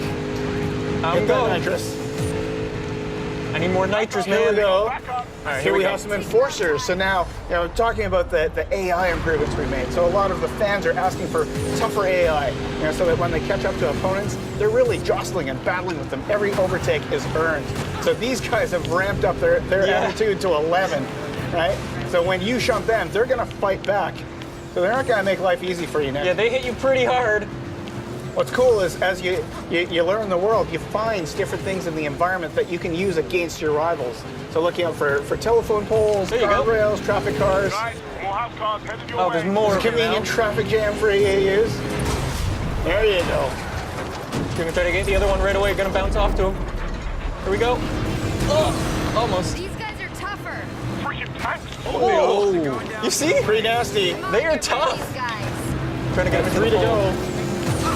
Come on, Nick. So one of the things that's really cool is, the best way I kind of take it down, is to crash into things in the environment. Like using those poles, it's a little hard, but it's effective. In any open world game, you're going to find ways that you want to go through this mission yourself. So even if you replay it over and over again, you're going to find different ways to take down these enforcers each time you play. Trying to deal with them. They're tough, man. trying to use the You poles. can do it. Only 2 left, Nick. The truck is getting away, man. You want that car. There's no way this truck's getting away. Oh! Whoa! That was a movie moment if I ever saw one. All right, let's get rid of this guy. All right. There we go. Again, we play up, these action movie moments, right? When you have these big crashes, we're gonna present it to you. I'm gonna wait up for this guy so I can crash him out. Oh, he's gonna come charging at you. Look out! There we go. There you got him. Just like you planned it, Nick. Yeah, 100% on purpose. Of course. All right, now punch it. You got to catch up to the truck. Plan A went sideways, so we're going to go to plan B. We got to catch up to this truck. We got to hijack it before that truck gets to city limits, because there's some serious heat on you.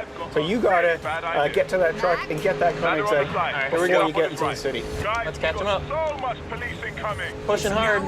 Truck driver's gone to oncoming, making your life difficult. You got to weave through that oncoming traffic. I'm trying to find a gap. There we go. Hit There's that my pocket. gap. Line it up for Jess. Come on. There we go. Here's Jess's big moment.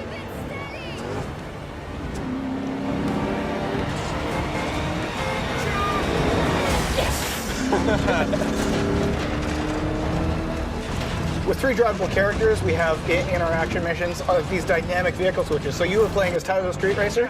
Now you're going to jump into the Koenigsegg and you're going to drive as Jess. Switching characters, I like it. And there Boom. you go. You got it. You've done this before. You've stolen a $2 million car before, right? A couple of times. Yeah. All right, so now we you gotta get get to feel that sense of speed in this awesome hypercar. This thing's fast. Now you've generated some heat in this mission. So look out here. You've got epic cop cases. When you play the highway heist, when Payback comes out November 10th, you're going to have to use Jess to take out cops, avoid rhinos, avoid spike strips, roadblocks, all the intense cop chase action that you expect from Need for Speed. Cool. So what else can you tell me about the story really briefly? So we've structured the game such that you're playing as these 3 characters, they all have their own quest lines, and it all comes together, them getting revenge against the house. Cool. So should we jump into some customization and do that. see what we can do with some of these cars in this crazy, crazy world? Sure. Yeah, so customization, right? Marcus has been talking about it in the live show. It's back. We're not going to do anything out of the ordinary, or maybe we will. I don't know. Maybe. Maybe we got some cool stuff. Yeah. So yeah, this is Bryn, the vehicle director? Vehicle art director. Vehicle art director, there we go. So you know these cars inside and out. Yes, I've lived and breathed them for the last couple of years. All right, so we're going to do some customization. Obviously, customization's huge for Need for Speed. It is. And it's back. It's back. And it's better. bigger. It's Yeah. bigger and better. Yes. Yeah. So I think we'll try and boot into the garage, and then we'll see what cars we've got on offer. Yeah. So just briefly, we should talk about the garage itself. Yes. Yeah. So the garage, we've got space for 5 cars in our garage, but this time around we have got a virtual warehouse. So that allows us to effectively give you limitless cars. Yeah. So you can bring them in and out of your garage, and work with the cars that you want to work with. Cool. So you can do just as many as you want. Absolutely. Great. All right, so let's talk about some of these cars. So we've got the BMW M4. We had the M4 in the last game, but this time we've upgraded. We've gone for the GTS. So it's a bit more track orientated. It's a bit more performance oriented. Okay, we got some muscle as well. We've got some muscle cars. So last time around we didn't really hit the money on the muscle cars. So yeah, we've done a bit more this time around. And yeah, the Nissan 350Z, right? So everybody's been asking for it. We can't deny the fans what they want, so we've put it in Need for Speed. Awesome. And this one, yeah, it may look quirky, right? Yeah. It seems a bit out of place in Need for Speed, but what we've done is we've built this feature called the Derelict that, again, Marcus touched upon it in the live show, but what the Derelict is a way for us to kind of let the player explore the open world that we've got. It's a rich open world that we have, so we've put these cars out there in the world for you to find and explore and kind of take them back to your garage and find all the parts that you need to build them. Cool. So effectively, it takes a car from stock to scrap. That's scrap to stock to supercar. Cool. So let's jump in the Beetle and fix it up a bit. Yes, absolutely. So it's looking a bit run down right now, right? Yeah. So we want to restore it back to stock. Yeah. Now we should probably say as well, these derelicts, you don't need to restore them like this. You can upgrade them a little bit. I think we'll show that in a little bit. Absolutely. And you could leave it like this if you wanted to. Yeah, right? for sure. Not my particular style, but you know what I mean. It might be somebody's style.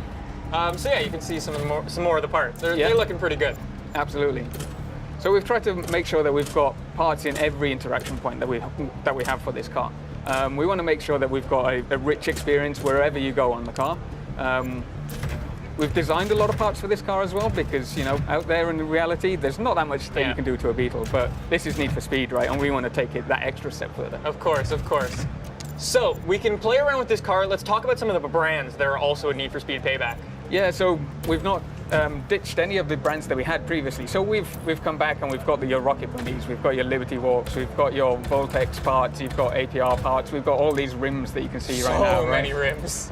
So we love that stuff. We want to bring that back to the people. Of course. So I think we've done a pretty good job of showing this off. Shall we show off the big thing? Yeah, so I talked about it previously. We want to take these cars to supercars, right? So here we are, we've got our super builds. So these are effectively the biggest, the baddest, the most performance-orientated cars that you can build in Need for Speed. Yeah, I've got my personal favorite down at the bottom. Off-road. Yeah, really? Off-road, yeah. Off-road? So off-road's back into Need for Speed. And that is crazy. We wanted to build something special, right? Yeah. And what's more special than to show a jacked up Beetle? Awesome. So what do these do? We should say that these are derelict things, specific cars. So yeah, the derelict cars that you find in the world will be the only ones that we can take to the super build. We want to make sure that those cars are special, and you want to put some time into them and put the effort into making them the super builds, right? Of course. Now, just while we have some extra time, let's talk about some of the stance tuning and stuff like that. Stance tuning is back again. So what we've done this time around is tweak them slightly, right? We wanted to make sure that we could slam a car on the deck, right? Of course. We love crazy camber, so why not go even further than we did before? Looks crazy. It's a bit of a odd combination that you've got there. It's a bit SoCal, a bit rusty. Here we go. There we go. Yeah. So the wrap editor. The wrap editor's back. We're not going to go into the detail of it right now because, you know, it would take you days maybe to create of a course. wrap. So I think that's been a pretty good first look at Need for Speed Payback. Any last words from you guys? Yeah, everything you love about Need for Speed, plus action driving blockbuster missions, November 10th. Check out Need for Speed Payback. All right, so thanks for checking out Need for Speed Payback. We'll throw it to Madden with the Longshot trailer. Devin, I covered your career at the University of Texas. Where'd you disappear to? Today is the day that we put Mathis on the NFL map. A long shot from the depths of the unknown to being drafted by an NFL team. All the eyes on you. What's to stop you from hightailing again? Let me ask you something. Why are you here? Because football's my life. My father used to say, when the world knocks you down, get back up again. Wade is miles behind. Longshot, you gonna get hit today? You're not the only one trying to get drafted. No, man, forget you! This time around. Devin Wade at the line for the final play of the game. It's the biggest moment of your life. Let's go out there and prove to the world that we belong.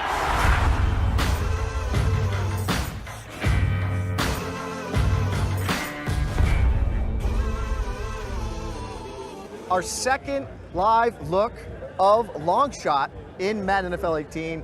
4 years in the making. A lot of excitement in the Madden community today, and for good reason. I'm excited. We're here at EA Play at FanFest. Make sure if you're talking on social media right now, you're using the hashtag EA Play. But alongside me, I have Longshot creative director Mike Young, and you might recognize this gentleman here from Friday Night Lights, but also Colt Cruz in Longshot. Guys, welcome. Thank you. I'm in a Madden game. I'm in a Madden game. Yes. I never thought it was possible. Woo! Made it happen. Yeah, guys, this is a really exciting time, and I know especially for you, 4 years in the making of this process to get to this day. And really some of the main questions that we're focusing on here is the story of Longshot. It's a football story that you can play. You know, what does that really represent, and why is it such a totally different experience to the Madden franchise? Well, what we went about was really making the first campaign mode in a sports game. So we treated it more like that. It's an interactive movie that you're playing. So it's a totally different format than we've seen in other sports games when they've done story. And I think people are going to be blown away by how emotional it is, how much off the field there is to do and play. And the performances, the cinematography, it really does feel like this seamless movie versus a career mode with story scenes. And that's the future of gaming, really. I mean, every year Madden's going to push the envelope to be the authority on football as far as gaming goes, with graphics and with new ways and techniques that you can play it. But storytelling is the future. Yeah. Storytelling is where it's at. And the fact that you are getting a movie basically in Madden that has great actors and NFL Hall of Famers all wanting to be a part of it, then you know you got something special. And Mike did a bang-up job, man. You say there about storytelling, right? A little later on, we're going to bring on some game changers. We're going to bring on some YouTube. Hey! No way. What are you guys talking? No way. You guys having a little conversation? That was not planned. Anything can happen on National Live Internet, I swear. J.R. Lemon, one of the stars, Devin Wade. Devin in the flesh. The long shot himself. Thank you for having me. Can I shake your hand? Amazing. Can I shake yours? Yeah. Hi. Wow, this is Steve, nice to meet you. This is a guy moment. This is a bro This moment. is, right it here. is. It is. Nice. I've been watching you a lot on virtually a lot, so this is Oh, fantastic right on, to see you. man. Yeah. So pleasure. Wow, things changed. Okay. So we were actually just talking about the power of story, how it's affecting not just entertainment in general, but moving forward to the gaming industry. And for you, what was the story like for Longshot? What was that emotion about for you? Well, you know, I always call it like I always call it the orphan. Oh, give him a mic. Give him a mic. Get in there. Oh, get in a little mic. You know, I always call it we'll just get a little closer anyway. Always want to meet him. I call it the orphan story. You had this guy who was an innocent, who experienced something like extremely traumatic. He became an orphan. He wanted to sort of start to look inside and he wanted to hide. He goes to the military. And the compelling thing about the story is watching him find his warrior again, watching him find his way out of that darkness and sort of into confidence again. I think any compelling story has those components. So that's what the story said to me, if that makes any sense. It does, my guy. Let's get one of these right here. Oh, selfie mode, selfie mode. Appreciate that. No, but now we're sidetracked, but again, listen, a good sidetrack, fantastic sidetrack.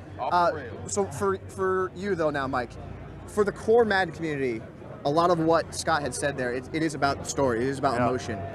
What can the core Madden community expect when it comes to the emotion in the story of Longshot? Well, I think there's two things. You want to feel like you're part of a real NFL world. So they're going to be at the combine, a playable combine. We haven't had that since like Madden 06 or something. So there's real authentic experiences here. You actually feel like you're hanging out with Dan Marino. Hall of Famer Dan Marino feels like he is a mentor, a big brother to the Devin character. I think when you embody Devin, you feel like you have a relationship, not just this entourage style cameo, but on top of that, you just care about these characters.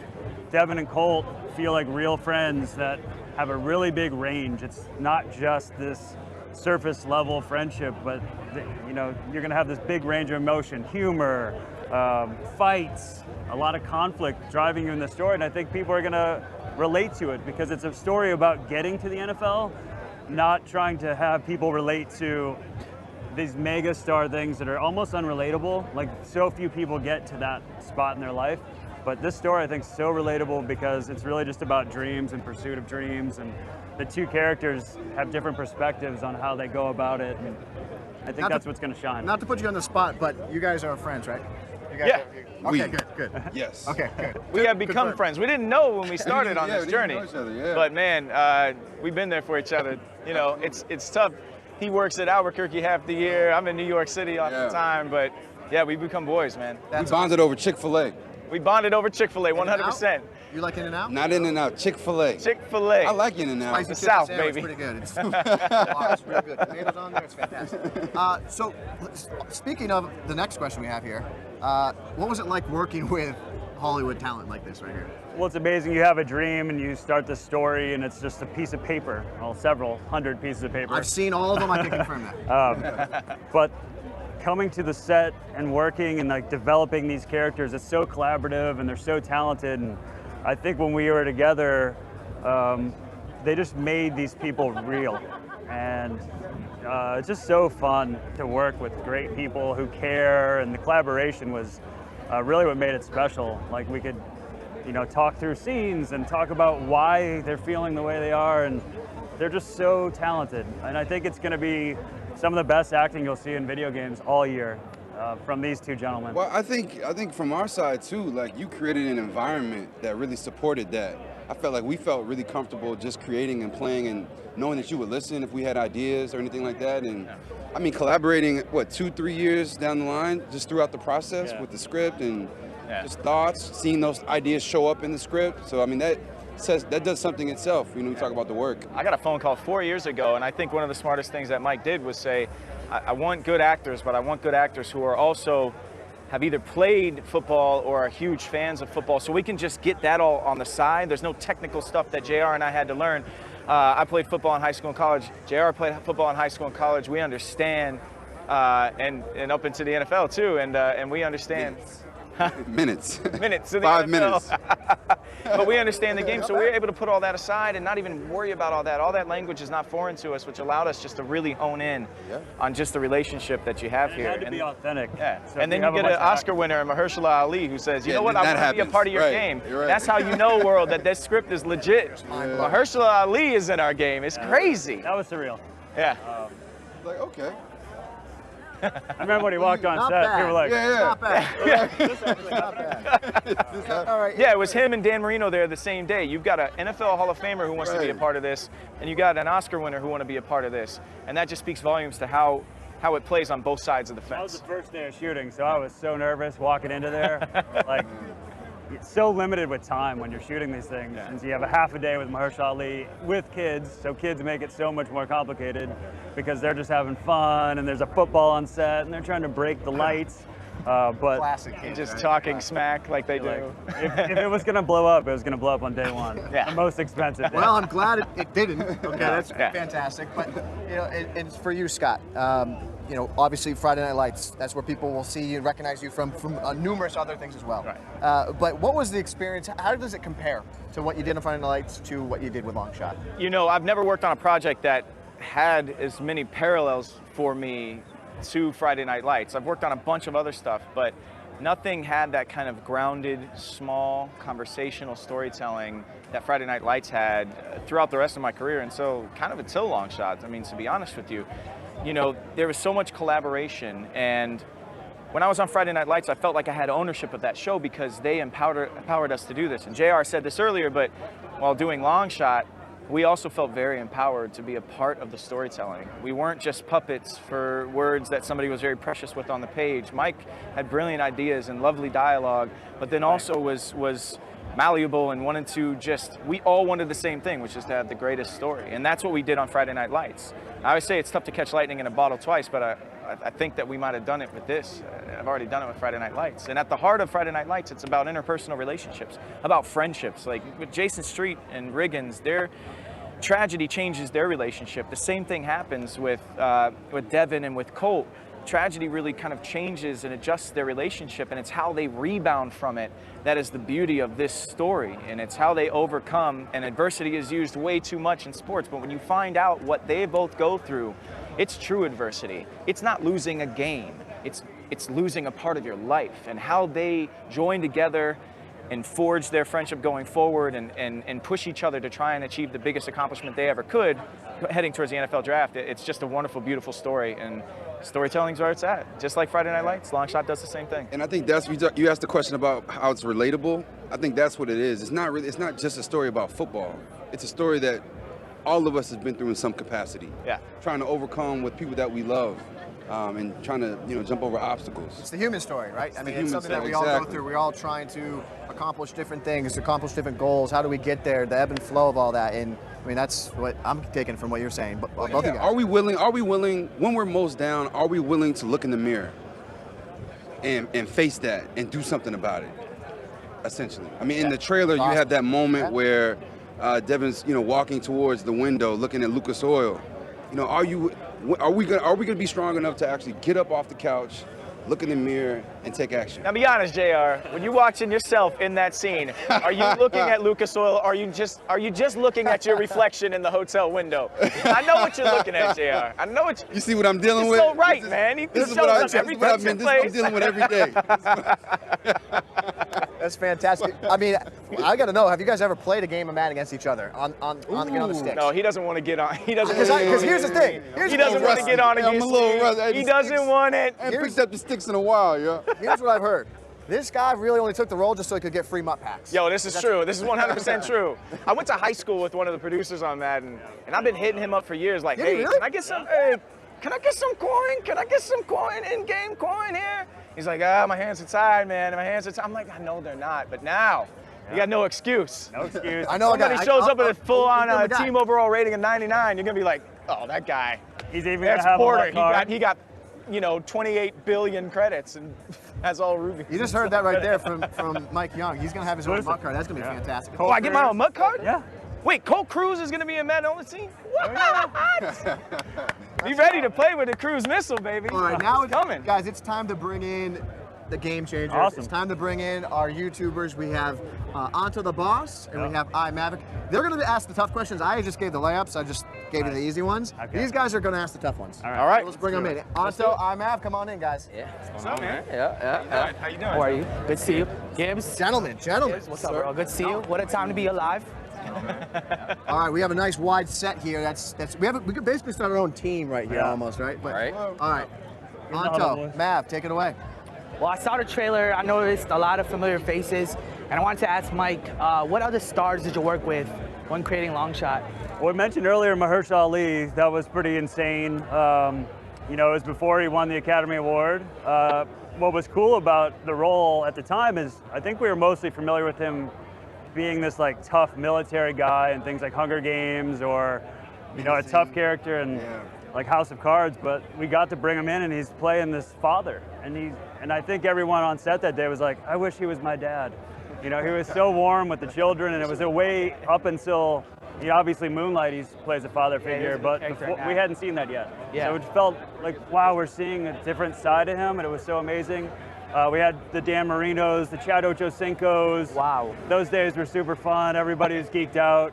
Chad Johnson took everyone to sushi. At the end of the day, he wow. was like, who wants to go with me to get sushi? We're like, what? There's a 40-person crew standing around. We're like, what, all of us? He's like, yeah, let's do it. I mean, he had a blast. That was pretty cool. I mean, we had film legend Barry Corbin. I mean, there's just that was a good moment. So many people and so many stories from set. It was incredible. I think people will love the cast because it feels grand. I think a lot of the gaming stories feel small, like not very many characters, not many sets, but I think this is an epic story with an epic amount of places you see, epic amount of cast, all just so much variety to it. Women, children, 80-year-olds, 8-year-olds, so it was really cool. That's awesome. It's fantastic. Nice. Nav, your turn. So I guess my question would probably be for the stars here, all right? Oh, that's easy. Step up. So I know it was a 4-year process, right? Putting together Longshot. What would you say was the biggest challenge for you guys? Oh, man. Tough ones. Waiting. Making them think, yeah. Waiting. Yeah. To get a phone call from Mike 4 years ago, say, hey, we want to make this game in Madden, and we'd love for you to be a part of it, and then not hearing another word from anyone for like 9 months, and I'm just like, right? Did he change his number? I get a text back, it's like, sorry, new phone, who this? I'm just like, am I still a part of this thing anymore? And then 2 years ago, we end up in Vancouver for just a week, just JR and I, and I walk in and I'm like, they've already got all this footage of other people playing our roles, like stunt guys and stuff. They had done like some test footage. I'm like, I got recast again? Right. And then I couldn't make it down to Orlando. I was shooting something in New York, and then there's a table read in Orlando, and some guy texts me, because I went to high school and college in Orlando, and I knew this cat. He texts me, he's like, yo, I'm at this table read, and I was like, they cast me again! They recast me again! It was just like the waiting, I'd say, was like my biggest problem, was like, because it takes even double the time of a movie or a TV show. Like sometimes you'll shoot a movie or a show and next year it's coming out. But with the game, the cycle to build this thing from the ground up takes so long. And it was just shifting my brain that way. I mean, But yeah, Scott mentioned the 4 years ago, he was the first person to verbally commit to this thing, which was great because I got to make the script him.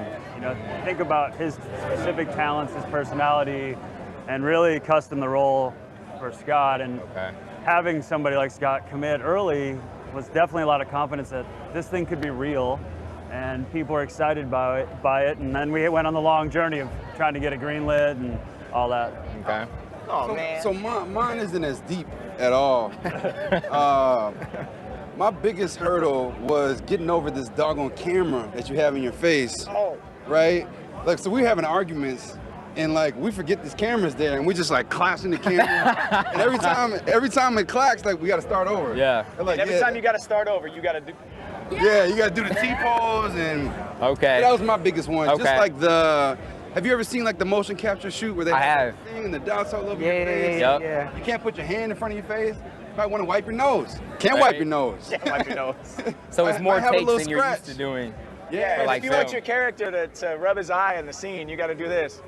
Yeah, you're like You got to like reach, but not actually touch your face. Exactly. It's like so strange. So that was one of mine. Yeah, we got really close because we spent in effect 6 weeks together in wetsuits with each other. For real. It was just me and him in wetsuits. That was some man Bunch of moments. shiny balls all over ourselves in Right. face makeup that looked like we were a cat's reject. Tight, yeah. Yeah. It made it fun. Way more challenging. What's amazing about the cast is that they're in the same white wall room every day with these suits. They don't have costumes. They don't have props. It's all in their mind. And these performances are so believable and natural. And I'm just so proud of what these guys did. And I think with those cameras and how unnatural it is to have 40 people staring at you and then these weird outfits and all these rules on addition to just being present in the acting, I'm just blown away by them. Yeah. Thanks, Mike. I think we all just had a moment. I feel like we're all becoming friends, like closer. Without I'm the excited suit, about it. yeah. Hug this one out. Without the suit. If we can hug it out, we'll hug it out. The But same emotion you'll find in Longshot. Hey. I got a Look question at for that. you guys though. Are you excited about Longshot? I am excited. I am. It's like the first Definitely. time we've seen something like this, so I think a lot of fans are going to be excited as well to play it. Nice. Right, yeah, it's a new experience to Madden. So Yeah. I feel like we're going to reach a whole new audience, bring a lot of new people in, and hopefully that carries over to the other modes as well. you know, the crazy thing is about that is a lot of guys like you YouTubers and that create content online, you guys would like fake making your own story mode, Right. But now you got one. Now we got Now it. you got one, right? Now we And got so it. Now you actually have a true, authentic story. Exactly. A lot goes to these guys. There's a lot of guys behind the scenes that you got to give a shout out to as well. But overall great experience. I got two things for you though. Oh, he's got I do one. have one thing to say. I just got one thing to say, and it's important for everybody out there. When you see this and you know that Devin is a character that you're going to play, not everybody's Devin is going to be the same. And it's important that we get the point across. Everybody's going to be able to play Devin differently. There's branching dialogue. There's different choices. The outcome of this game, you think everybody's going to get drafted? That ain't the case, man. Not necessarily. That ain't the case. So everybody's going to have a different path with Devin. It's not just, oh, I got to play as Devin and Colt. No. You play Devin how you want to play Devin. You play Colt how you want to play Colt. That's it. So you still have all of that opportunity to make your own choices. Right. It's fantastic stuff, guys. I appreciate all of you for Scott, Mav, Mike, JR, Anto. I appreciate it. I got one request, and you're Okay. going to have to help me make it happen. All right. We have to find the behind the scenes of them smacking into each other with the drink. absolutely. We got to get them in the wetsuits. I got to see it because we're going to put all that online. I mean, we're gonna find a way to do it. We're going to find a way. Expose them. We'll make sure you look good. Don't you get a worry. pic with me Yeah, real let's quick. get one. Let's get let's one. do this. Come on, Another one here for the fans. Get it. Oh. All right. That's right. Yeah. He's on video. Oh, yeah. Man, for a guy First who's never timer. seeing himself in pictures, he takes a while. No. There we go.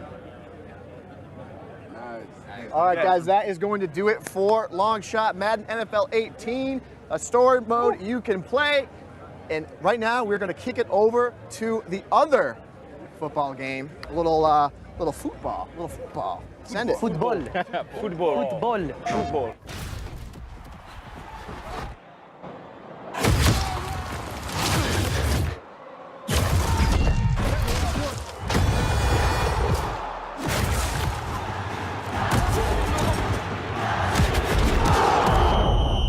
That's probably you and my team. There's no I in it.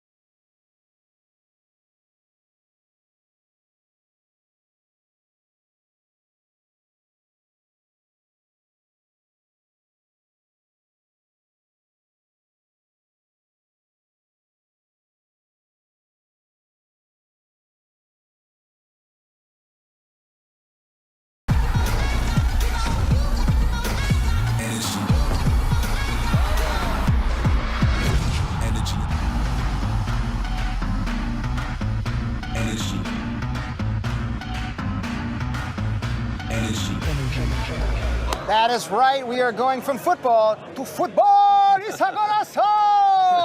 the hottest game known worldwide. Absolutely. FIFA, and it's back. It's bigger than ever. FIFA 18.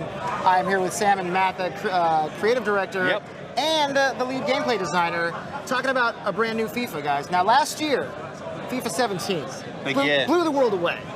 How are you guys doing up in Vancouver, knowing that you have to top that and make it even bigger and better this year? Yeah, I mean, it's always what drives us, right? We always want to bring the best game to market, and yeah, last year was a massive year on many levels. It was the transition to the Frostbite engine, which was huge.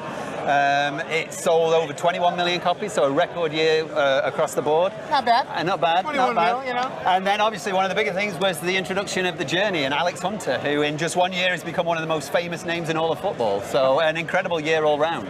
I mean, we had the Men in Blazers on stage. We did. So hyped about Alex Hunter. What's he up to? What's he doing? But it's not just about Alex Hunter, obviously. I mean, when you guys announced the cover star for FIFA 18, everybody was like, whoa, that looks way better than that statue that was at that airport. That looks actually like Cristiano Ronaldo. But bringing in Cristiano Ronaldo, what is that experience just to kickstarting that experience and making it happen? How did that feel once it all culminated into what it became in FIFA 18? Well, first of all, it was an awesome experience working with the best football player in the world. We went to Madrid a few months ago to motion capture Ronaldo, and we're putting his animations in the game. So he's basically helping us create what it is the biggest leap in the history of gameplay. So that's quite important for us, special attention in gameplay this year. So there's so many new features that I want to tell you about gameplay. There's 4 pillars: the player, the teams, the atmospheres, and the dramatic moments. And let me start with the player. First of all, we have a brand new animation engine. It's called the Real Player Motion Technology. It's a system that allows us to pick animations every single frame. In the past, we used to do every step the player takes. That's an animation, and then we would just chain different animations, different steps. Now, because it's every single frame, for the human eye, just looks like one fluid motion. The movement of the players is very fluid. And this engine also gives us responsiveness, fluidity, and personality. So you will see how the entire feature set is about those 3 things: responsiveness, fluidity, and personality. For personality, as I mentioned, we're putting Ronaldo animations in the game, and now if you look at him, he runs exactly like Ronaldo. From any camera, you will recognize him right away. We also have the tools that allows us to personalize the movement of players, like Sterling, you saw in the video, how his hands are a little bit... Sterling with a goal! Oh yeah, Sterling, his hands like that. Robin, the hands more like in this position. Jordi Alba, the chest up. You will see all those characteristics in the game, and we have also 6 new archetypes for more personality for every single player in the game. So before, all the players would share the same animations for running. Now there is the short, medium, and tall player with the skinny and stocky options. So everybody is going to have more personality in the way they move. Then there is the dribbling overhaul. This is my favorite. Dribbling is so much fun, so responsive. And you will see a lot of personality. So you will see the players avoiding doing all those fancy things with dribbling, just with the left stick, just by jogging, for example. And if you pass the ball to somebody like Messi, he's going to be so explosive. You're going to see how he stretches to get to the ball. He leans. He's looks very cool. The visuals are very improved from previous years. And also, if you pass the ball to somebody like Iniesta, he's going to be so good at hiding the ball, but he's not that explosive. So you need the combination of things. And there's also features for the team. There's a brand new positioning system that allows players to coordinate between each other to provide different types of support all the time. There's always going to be somebody doing safe support, so you can keep possession with a safe pass. There's going to be people doing diagonal runs, trying to unmark themselves, attacking runs, and they're going to be playing closer to the sidelines, so wider, in order to create better spaces. And you can now read football like professionals do in real life all the time, trying to read the situation. You can do now that in FIFA.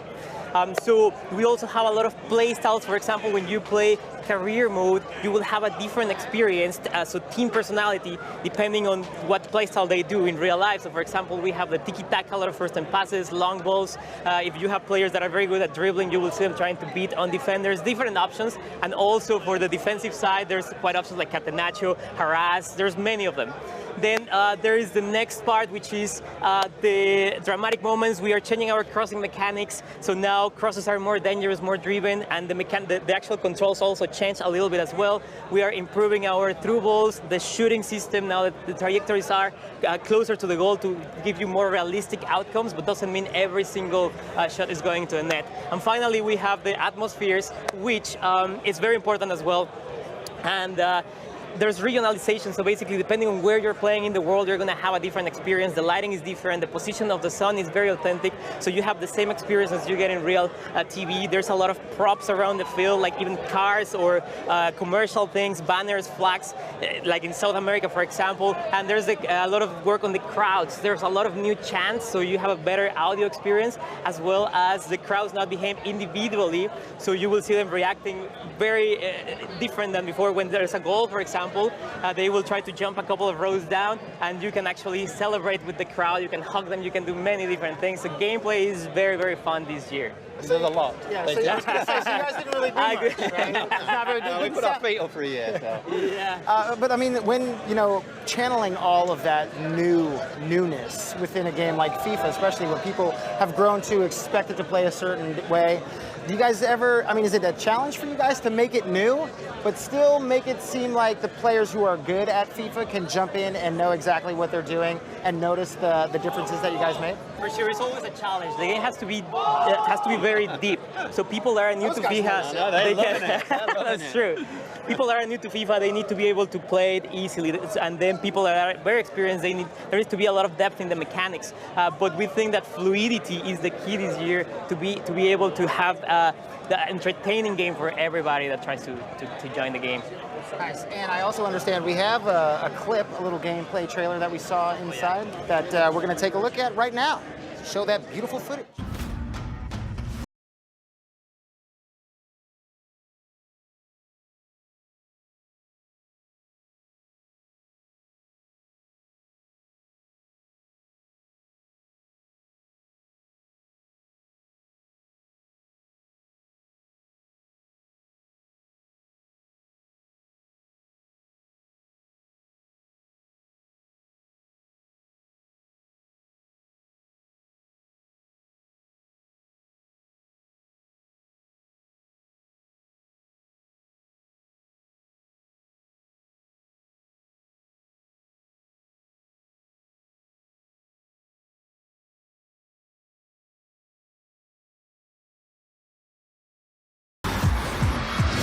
Energy.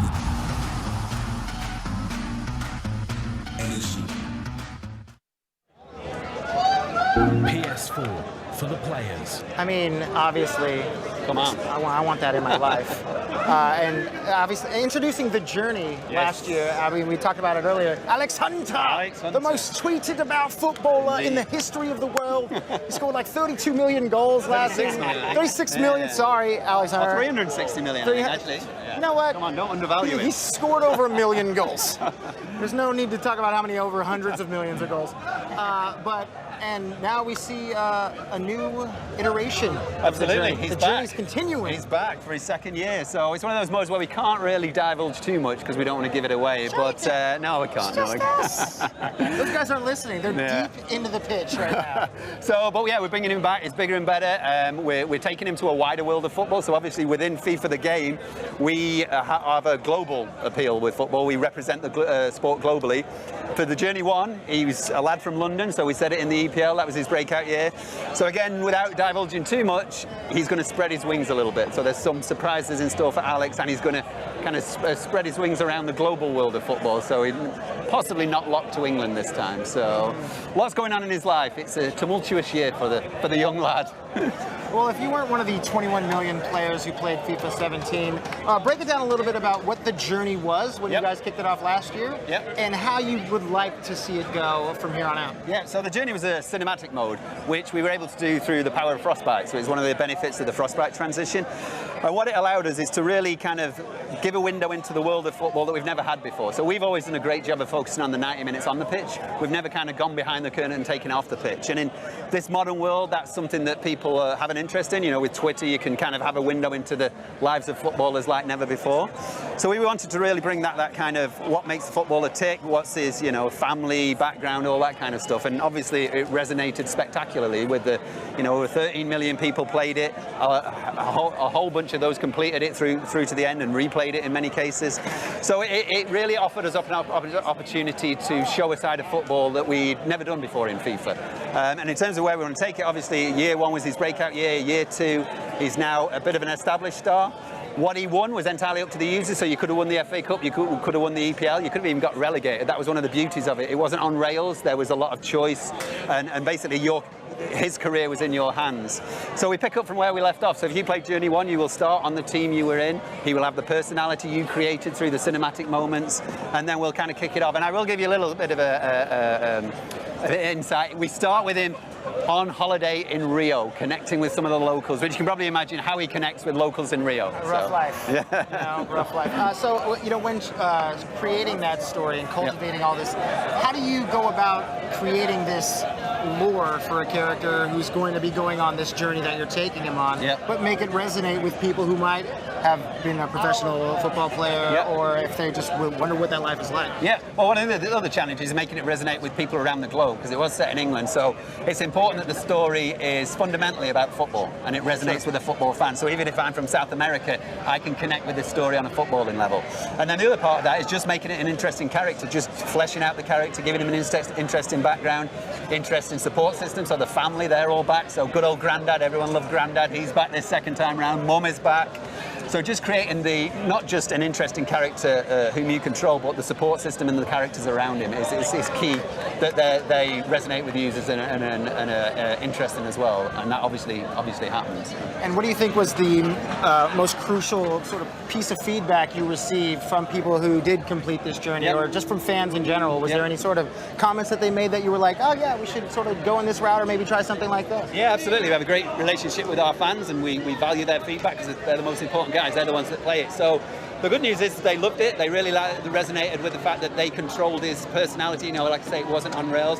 One of the things we did take from the feedback was they wanted more big, major decisions in his life, some key decisions that will change Alex and those around him. So keep an eye out for those, some big decisions that you have to make as Alex that will affect the story and the characters and etc. So again, it's one of those hard things to talk to because I don't want to spoil it, but there's a lot of good stuff in there. I'm thinking like downloadable DLC, a villain character comes into his life. That villain is played by me. Right, okay. Mocapped in Ronaldo's suit, so I run like Ronaldo, I'm ripped like Ronaldo, and it could just create some tension.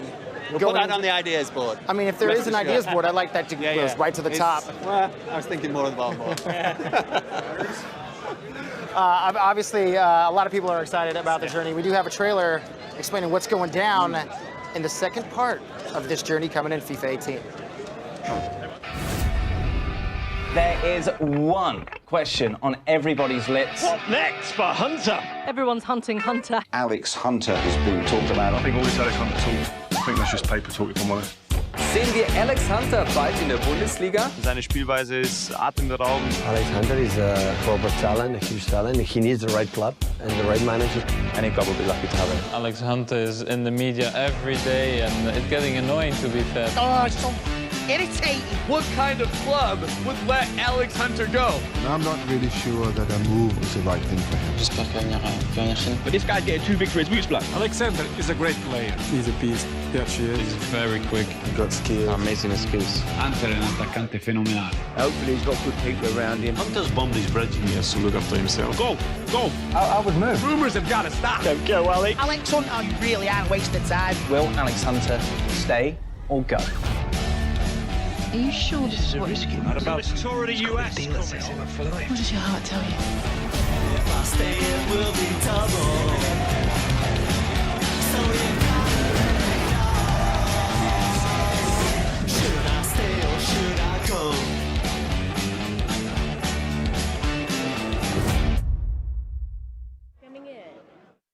PS4 for the players.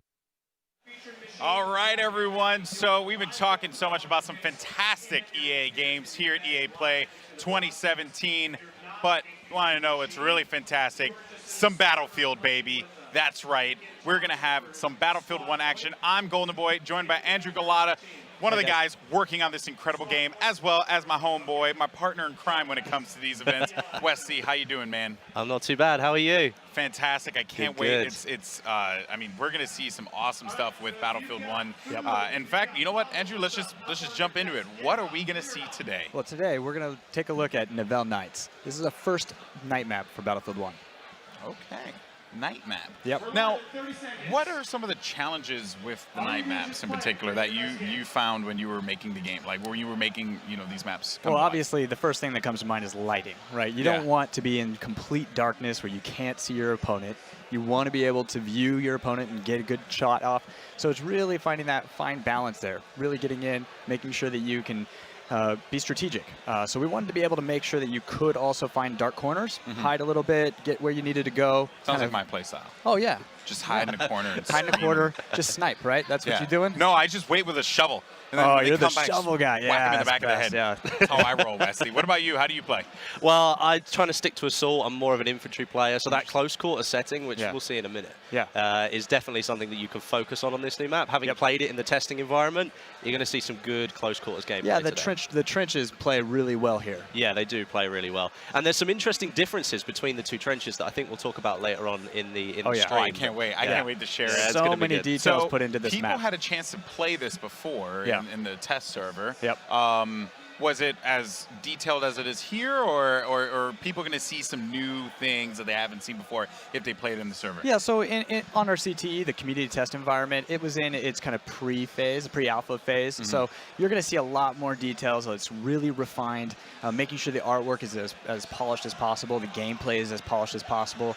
So you might find a few little areas for cover that you probably didn't have on the CTE. Okay, I like that. I like that a lot. And, it's very exciting because I think when a lot of people thought about World War I, and it's exciting for some, and for others it's also concerning, which you'll see in a little bit. They have nothing to be concerned about because everyone thought, oh, World War I, trench warfare. Right. That must be so boring. And obviously you guys didn't do that when the game first came out, but now you are bringing it to the trenches. Right. What were some of the challenges in making that combat feel exciting? Well, when you think of World War I trench warfare, it's one trench on one side, one trench on the other, and you wait, right? Who's going to storm the other? And then the guys who get up out into the open, they're the ones that die first. But the way we went about it is we wanted to create a no man's land in between both trench sets. So we put a lot of cover and a lot of interesting spaces where you can even have some really good combat outside of the trenches. But once you go in, the turns and the corners and all the little nooks and crannies, tons of fun happening. All right, well, without further ado, let's go ahead and jump into it. Nivelle Night here, and this again, this map looks incredible. If you guys haven't had a chance to check it out here at EA Play, oh man, you're gonna be in for a treat here. Wesley, what do you have for me, buddy? Just wanted to say straight up, you might have noticed we're playing the Conquest game mode, but both sets of teams have got 2 captured flags already. And then in the no man's land in the middle, that's where you've got 2 neutral, uncontested flags. Yeah, that's something really unique to this. We wanted to make sure that the 2 flags that were in your point are the flags that you already own. We thought it'd be really weird if you had to capture the flags that were already in your trenches. Okay, is that something that you guys are experimenting for this one, or is it something that we could potentially see in other maps as well? Yeah, I think that you might be seeing some more of this in the near future. Yeah, because it is a little weird, right? To like start the game off and you're like, okay, well, we know what we're gonna get, right? So you might as well just get to the action quicker, by just giving those 2 spots there, and it also makes that encounter a bit more intense for C and D because you want to be able to push up right in the middle. The no man's land, as you guys had mentioned before. Okay, so taking a look. Oh my goodness, just got absolutely shredded on that one. Bange just did all the work on that. I think we're on board with Stone Mountain here, and we're in the middle of no man's land heading towards Dead Steel, and you might just be able to see over to the left as he goes over the hill here. You can see the massive shell of a Shah 2C behemoth there, and that's been added in recently, I think. Yeah, so what you're seeing now is the remains of the shelling, right? What happened in this time, this is based on Nivelle Offensive, where you had a shelling attack on the German front. And this is what we're seeing. This is the results, and you're fighting within the midst of that. And they're doing their absolute best to be able to maintain control here of C, get Dead Steel locked down. I wonder what Stone's gonna, where he's gonna send his troops. Oh, they're looking to push forward. They're looking to push toward B. Take B. Okay, I like that. Stone Mountain, Unit 64 on the move, and he's gonna find someone in front of him. Nice kill there on Q. JB, take a seat. Loving that. Well, it's interesting that he's decided to go for the B point rather than going for the other no man's land flag. So what he's essentially saying to his troops is, look, let's take their trench line and force the issue onto them. Because as we said, they were already captured for that team anyway, and they've decided to just go straight for it and take those flags instantly. This is exciting because, you know, the players right now, you have to make a decision. I mean, if I'm, you know, if I'm this squad, I'm thinking, okay, well, we need to push. We have to get a little aggressive. We have to, you know, do our absolute best here to kind of maintain our positions. And, you know, the German forces, they only have 2 flags at this moment. Meanwhile, on the other side, though, the French, they're dominating. They are dominating at the moment. And actually, as we were watching Stone Mountain there going for some of the enemy trench lines, we ended up seeing that the 2 objectives that they'd run away from ended up getting taken by the enemy team. So the whole map sort of flipped itself on its head for a minute. All right, and here's Miss on your screen here. Miss Ella, sorry, Miss Ella Cronin. Not Missile, Miss Ella Cronin. Oh, the tank, the tank.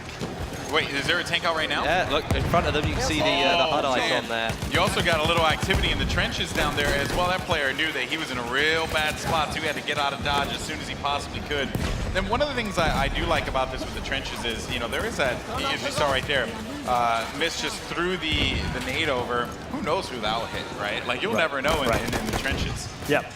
Anybody be hiding behind those corners. Boy, Muggs ended up getting picked off there. The lighting's really interesting in the trenches here, actually, because you've got some points that are very well lit. It's just certain parts. And then you go into the straight, narrow trench, moving towards the next bit of light, but you've got almost nothing in between. So you're just seeing the outlines of players off in the distance. Yeah, and what's left of the moonlight to kind of light those spaces. Well, let's talk about the lighting, though, because there is a distinct difference between the French and German side when it comes to the lighting. Yeah, so this is really an interesting part of the map. We took a lot of interest in creating differences between the sides. And the way we did that, what you'll see is there's quite a symmetry in this map. And the way we did that to change it up is kind of the lighting played a big role. So we made one side, the German side, you'll see a lot of electric lights. So you'll see searchlights, you'll see a lot of light bulbs, and that's going to be a good indicator that you're on the German side of the map. So that is actually quite true to history too. What we saw was the Germans buckled down, they fortified their trenches, and that's why they survived this attack. And then the French side is going to be a lot more organic. You got the fires, you got flames keeping it lit, and everything's kind of wood, and it's all very organic on that side. Almost feels like it's a little bit more, it's been made in a hurry. Like, it was like, we've got to make this now before the Germans make their push. The French really didn't have a lot of time. No.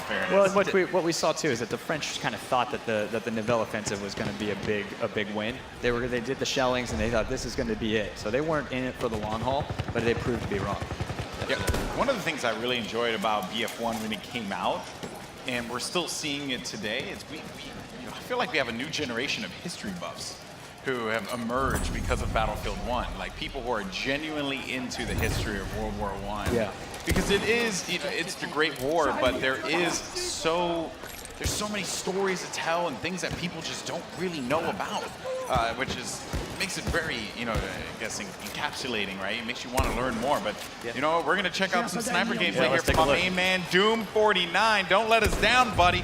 Get those shots off. Yeah, he was able to get an enemy hit there, giving him 80 points. And he's just going to continue to march down here toward E, getting ready for the Danzig trench. I'm looking for him to take off some faces here. It'll be pretty dope if he's able to do so. And they have 4 points right now, so they are marching down the battlefield. No pun intended. I'm sorry. It's actually very interesting because if you look at that was a nice shot there. That was lovely. But if you look at the points at the moment, it's going on a streak here. Oh no! If he would have gotten that shot through the trees, I would have just put his headset down and walked away. But yeah, if you look at, even though the teams are slightly imbalanced on their flags at the moment, the actual score between the two is very, very close. Yeah. And but maybe it's just the fact that when this was all organised, they went, we're going to make this really even on both teams. I know, right? Oh, bit of bayonet charge there. Oh, it didn't pay off for him. I think he missed his target. Gamer Snack with the pick off there. Paul, what are your thoughts? And Westy, I mean, sorry, Andrew. No worries. Dear Westy, Lord. I think to your point, I think that because this is a balanced map, it's very symmetrical. I think that that's what makes this a really easy map to kind of have those balanced gameplays. Yeah, because I mean, looking at it, the structure of it, almost with the trench lines being very similar, you've almost got that feeling instantly anyway. You've got that. Rage quit. I'm out of here. That's it, done. You've got that feeling of it being very balanced from the start, and it's just dependent on whether your team can communicate properly, whether you use the squad leader function to make sure that you're covering your own objectives and then attacking like another single or maybe two objectives at once, and then that balance can remain. But if you decide to go too far forward and push too much and don't cover the flags that you currently own, then the enemy team can get in those trenches and it's very hard to get them out. Yeah, absolutely. Looking to hold down here on B in the front line. It's a command center of fort of such, so you got fortified buildings around you and good cover as well, and high ground advantage, as you can see. X Factor taking advantage of those opportunities when he sees fit. This guy, man, he is a fantastic Battlefield player and also a great YouTuber, as are all of these creators here. Great streamer as well. I happen to tune into his Twitch streams quite a bit. But Muggs manages to find him. But luckily for him, Ponyline was there on the pickup. He's not just a great pilot, he's a great medic as well. That's what you're looking for in a medic, really. Yeah. You need somebody to come and revive your players. That's the thing, Keeps man. that ticket count. Playing a squad and my team, they always abandon me. Then again, I do tend to like run out all the way out to the middle of the field. You know, but it's like, follow me, you know, get the hint, dog. Like, just come with me and we'll win the whole game. You're that lone wolf kind of player. Yeah, I'm the worst kind, to be fair. What I do typically, though, is I hop into a tank, and then I just drive around as much as I possibly can and destroy people. Speaking of that, how many tanks can you get on Neville Knight? So there's one tank on each side. Okay. That's the plan here. We wanted to keep it pretty infantry focused. So once you start going too heavy, I mean, you're going to get some cavalry as well. Okay. So that's where you're going to get a little of that quick gameplay. But we wanted it to stay very infantry focused. I think that's really good because obviously you've got these trench lines. And that's for a reason, right? You want the trench lines to be utilized. Yes. So if you gave them loads of vehicles, suddenly everyone's not using the trenches that you've built. Right. And especially because you've built a lot of the objectives around the trench lines. The only other two are the ones in no man's land in the middle. Yeah, and that's why there's no planes in here as well, right? We don't want you having bombing runs on the trenches. It really takes away from it. That's right? no fun. Yeah, exactly. You're in a trench. Like, what more can you do? Yeah, you can vault out, but that's, we all know how that goes. Oh boy, here we go. Muggs looking to good. He's looking to destroy some people. Going for He's E. a fantastic sniper, man. I watch his streams a lot, and he is such a great sniper. Oh, don't give the business. Don't Had to give go the with business. the secondary, and he did not. That's the pull it commentator's through. curse, that is. We said he was so I good. know. Yeah, you give them all the compliments, they never pull through. Dude, it always happens that way. Always happens without You got the revive. There it is. I love it. There you go. March on down. X Factor. You're done. This is one of the new weapons that's just been introduced as well, that you guys introduced in, was it the May or the spring update? I think you added a few new variants. Yeah, we had some new variants that we introduced in the May update. Yeah, so this is the the spring Hellregal update. Excuse me, I think it was the spring update. This is the Hellregal Defensive, which has got an optical sight, 120 round drum magazine. Why you'd ever need that many bullets? Well, you know, if you really want to spray and pray, right? And it's also got the bipod as well. So I guess if you wanted to set it up behind cover and literally as the weapon. Well, when you lay suggests. prone, you are going to be a little more accurate. Let's see it. See if we can get. Look at the spread on the bullet too. You see the way that they're just really going in like a tight order, which is fantastic. Like that is certainly something you want to see if you hit that. The grenade paid off. He took half health there. Yeah, nice. Now he's going to try and charge in here. Oh, there it is. This is how it works. There we go. The one and only Dankness 429. He hates that name, but I'm going to keep saying it every time he's on screen. There you go. Pop some smoke. Get some cover. Yeah. It's interesting again here because we're on board with the. Who are we on board with here? We're on board with the French army, and they're taking back the flags that they had at the start of the round. Right. And as you can see up the top there from the flag layout, they are sort of fairly behind in terms of the flags they've got at the moment. Well, it the looks like score, they're rallying here. But they're ahead on score, so the Germans need to pick up a little bit.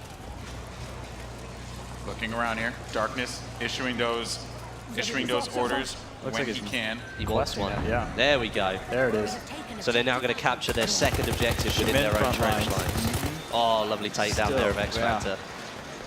Darkness, man. I'm telling you, we should change his name. He doesn't think so. And there's Miss Ella Cronin, who I mistakenly called Missile a little while ago. But she's flying through the trenches like a missile. Oh, there you go. That's what I do. You gotta bring it back somehow. That worked. That worked. One in front. Throwing down a couple Wasn't of even shots. looking for that. Nukem Dukem, man. Where's your There's your awareness, tag. dog? On board with Doom. Doom 49. The one and only. I think he's top fragging on his squad there, or on the whole team. As a matter of fact, I have to look at that yet again. On the topic of lighting, Andrew, I want to ask you a question because Battlefield 1 has some dynamic weather in it. That's as well. Does Nivelle Nights have the same kind of dynamic weather that other maps do? No, we're not going to see any storms or any sand or anything like that coming in here. This takes place in French soil or on French soil, so it's going to be kind of what you see here. We feel like the night is really kind of where we want to create that atmosphere. Yeah. Yeah. I mean, the darkness itself gives it a lot of coverage, and imagine adding anything more into that, it could be a little bit difficult. Who are we on board with here? I think it's Doom 49. Oh, he takes the shot. Said darkness. Nice. Whoa, there you go. I had to you said darkness and then darkness showed up. It's like, dude. It worked, right? It played. So good. It played real well. Well, I do want to mention that we haven't seen it yet, and I hope one of our game changers manages to make it happen. But what about the Elite Kit, man? I want to see some flamethrower action. I do too. Roasting some fools in the trench. I do too. This is also a great opportunity for maybe a trench raider. Oh, you have the trench raider on this map. I think we might be seeing that. It would be only fitting to have a trench raider with a trench map. That's a very good point. I mean, not lying. with the French pack. I mean, this is an extension of They Shall Not Pass, this map here. So I think we should see if they can pick one up. By the way, can we comment on how close this game is right now? 430, 440 to 431. But it seems like the German Empire, they're starting to rally the troops and capture all the bases. All their base belong to the Germans' empire. And they are dominating right now. Now, this seems pretty true to history, I think. Yeah. I mean, ain't that the truth? The French need to find a way to fight this one back. They are taking a couple of the flags back. And actually, you can see a lot of them are actually up for contention. You've got A, D, E, and F. Well, now D, E, and F, all up for contention. Yep. But as you can see, they're all being taken by the enemy team as we're watching. So it may come down to a point where we're looking at a lot of flags being taken by one team and not being held by the others. By the way, but we're seeing a lot of combat here in the no man's zone, right? Yep. And we just need to see people running towards the flag and starting to capture those points. Because as much as the trenches can be very lethal when you run around the corner and maybe get hit with a shotgun, they do provide a lot of cover at the same time. If you know no one's in that trench, you can take cover in it. Yeah, it's a great place to chuck a grenade, as we saw earlier. Yeah, but it is hard though, right, to determine that. So many turns, so many corners. You just never quite know what you're going to find. And by the way, Miss Ella is just crushing it. Oh, well, there you go again. You just did it. Just, Andrew, You gave the curse. I'm sorry. Miss Ella, I hope you're not mad at me. Over to Muggs now, once again sniping. We know that he loves to do this. But he's using the Labelle sniper, which is the French one. Okay, let's see if he finds himself missed it. Some of those flick shots, man. I mean, how do you even do that? Yeah. I'm just, I sit in awe and watch people who can snipe in video games. And it's just incredible. Stode are like two of my favorite snipers to watch on Twitch whenever they're streaming, because they are so unbelievably talented with this gun. But oh no, Muggs is taking a lot of shots to the left though. He's gonna have to dive right into the trench, get really get himself back into cover. Oh, you can see the players up on the hill over the far side. That's who he's looking for. Well, he's gonna need bread effects. There we go. Oh, there we go. 99 nice sight lines here. Oh, you can see that kind of guy. He's taking a hit. Shot. All it takes, he just literally, all he has to do is breathe on him, and Muggs will fall here. So he's got to be very careful. Oh, there we see. Pathogen. Good night. Good shot there. Muggs looking to do it again. There you go. There you go. He didn't even need to shoot the gun. All you had to do was take the bullets and then throw it at Muggs, and then Muggs would have died just on that alone.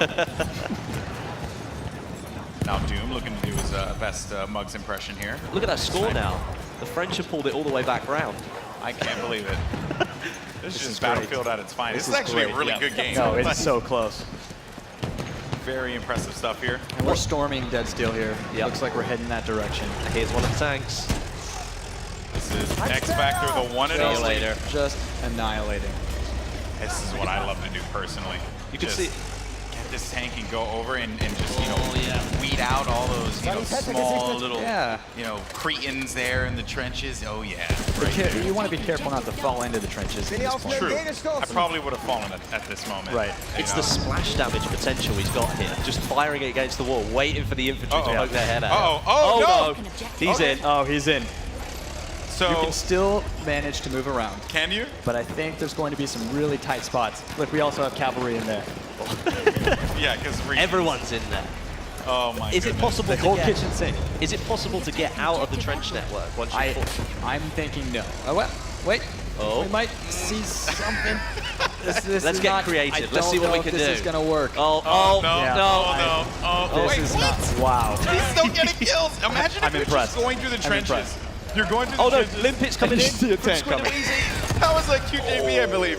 He like ran away. He saw that. No, that's CC24. Saw the tank and was like, no, I'm gonna just go the other way. That wasn't gonna happen. That was not gonna end well. Squid and Wheezy were going for the Limpet kill there. I know those guys. They were going for the Limpet kill. Oh my goodness. Gonna sit for the repair right here. So there is. Oh, they're storming. They're storming. Oh my gosh. Danger Cow, what are you doing? I think he's stuck. I think absolutely. He's absolutely. Well, There's no way out. I think he knows he's stuck too. And rule number 1 is never leave your vehicle. Yeah. So we might see a really boring game here. Just hanging around. I disagree. I think this is awesome because he's still getting kills. There we go. Oh, he's managed to make his way through. They're all trying to take him out. Here we go. He's working his way along. We've got this. Oh, wait, we popped up a little bit. what he needs to try and do is get to one of the rear trenches. To the left, there we go. Use the physics. There we go. Climb up. Climb up. Something needs to push. No, not happening. Get behind the tank. Not happening. Try it again. No. Was telling us absolutely not going to happen. If he can get to one of the rear trenches, it does open out. He go. Get around behind. Yeah, there might be a way out here. Oh. Yes. And we're going to see it. Yes. There it is. There it is. Did it. Victory nod right here. So happy. Back to no man's land where it feels comfortable. Yeah, Some imagine elbow though room. he gets out at that moment and then just gets bombarded. Oh my god, that would have been amazing. Only in Battlefield. He was very loyal to his team because if he'd have left the tank, not only could the enemy team could have got in it, but if he had left it there, then another tank wouldn't have spawned. Yeah. So he's kind of left the shell on the battlefield. Absolutely. And although he kind of took it into the trench himself, he was very good for getting it out. You know, I like that you're finding the positive there. Glass half full for Westy, that's what it is. Yeah, right. Glass half full. Find the positives and the negatives. But just to update everyone on the score. I mean, this is a really close game. Really close. Super 658, 645. The action continues to rage on here. Tickets are still coming. Yeah, we have 9 minutes and 45 seconds left in this game, and we hope you guys are enjoying it. Once again, if you're just joining us here, you're checking out Neville Knights, the new map that is going to be coming to Battlefield 1. It is the first night map that this game has, and it is awesome. Yeah, and it's coming later this month. Later this month. I'm so excited. And also the other map as well. The other Breathed it to her. I can't say that 5 times. That one I've had to practice for. Yeah. And I hope I'm saying it right. Couldn't you guys just call it like, you know, like darkness? Well, that would have worked, right? It would have been fitting. Oh, man. Speaking of darkness, we're going over to Team Darkness here with Mugs TV. Finds one in front of him. That's going to be skill up. That's, never mind, skill down for you, sir. Oh, very good. That was a nice one. That's what I do. You know, that's why they pay me moderate dollars. They keep coming. Oh, got the hit. He was going for that upper torso shot, didn't quite land it. Oh, he was going for a headshot. That's what he wanted. Hoping for the duck or something. Mugs only goes for the face. It's just how he operates, man. Would you say it would be only for the mug? Only for the mug? Oh, you like Andrew, that? you should become a commentator with me, man. We should I cannot be as good as you guys. do this more often. I love it.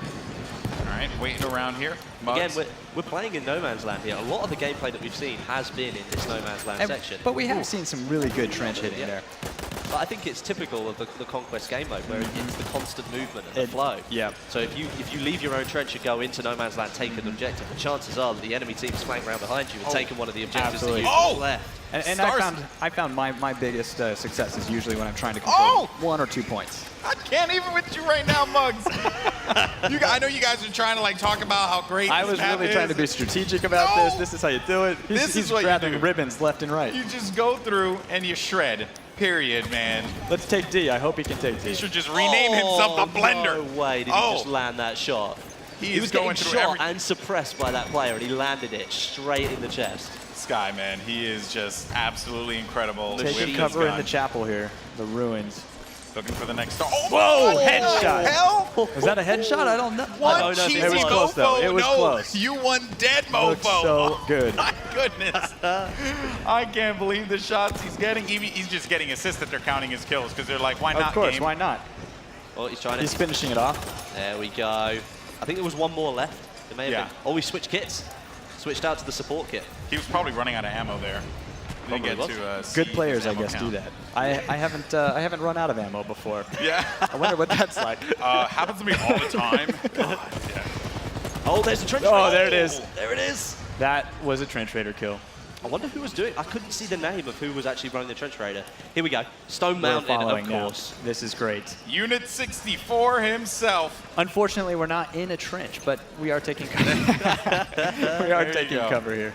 This is going to be a good one. Running I'm looking in and forward out to of the this. pillars of the ruins. So this was. I haven't had a chance to tinker around with the trench raider yet, though. Yeah. So fun is he? Super quick, all melee. So you're running, you have a little extra health because you have this armor on. Yeah. So it is just all out war. This guy runs around, makes some deadly strikes. Get ready. One hit kills. Get ready. You can Get land ready. it. If you can land it, go. I'm hoping to see something. Believe in yourself, Stone. No, don't get shot. Leave him alive. Oh! There's one. Jehovah. Sorry, buddy. Look at him on the Gotta two. go. You can see Full him shark, with his eyes. definitely. Oh. More like a landfish. Oh, man. Just dominating one health, the space. one health. Oh. He's down.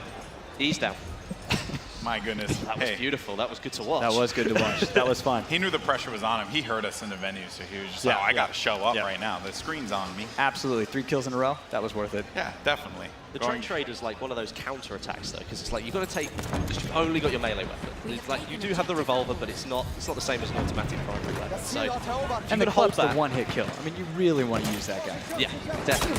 And it's like if you know there's a couple of players around the corner, and you've got enough health, just step back for a minute, get your health back, and then just storm them. Storm it. Yeah, because you're gonna win.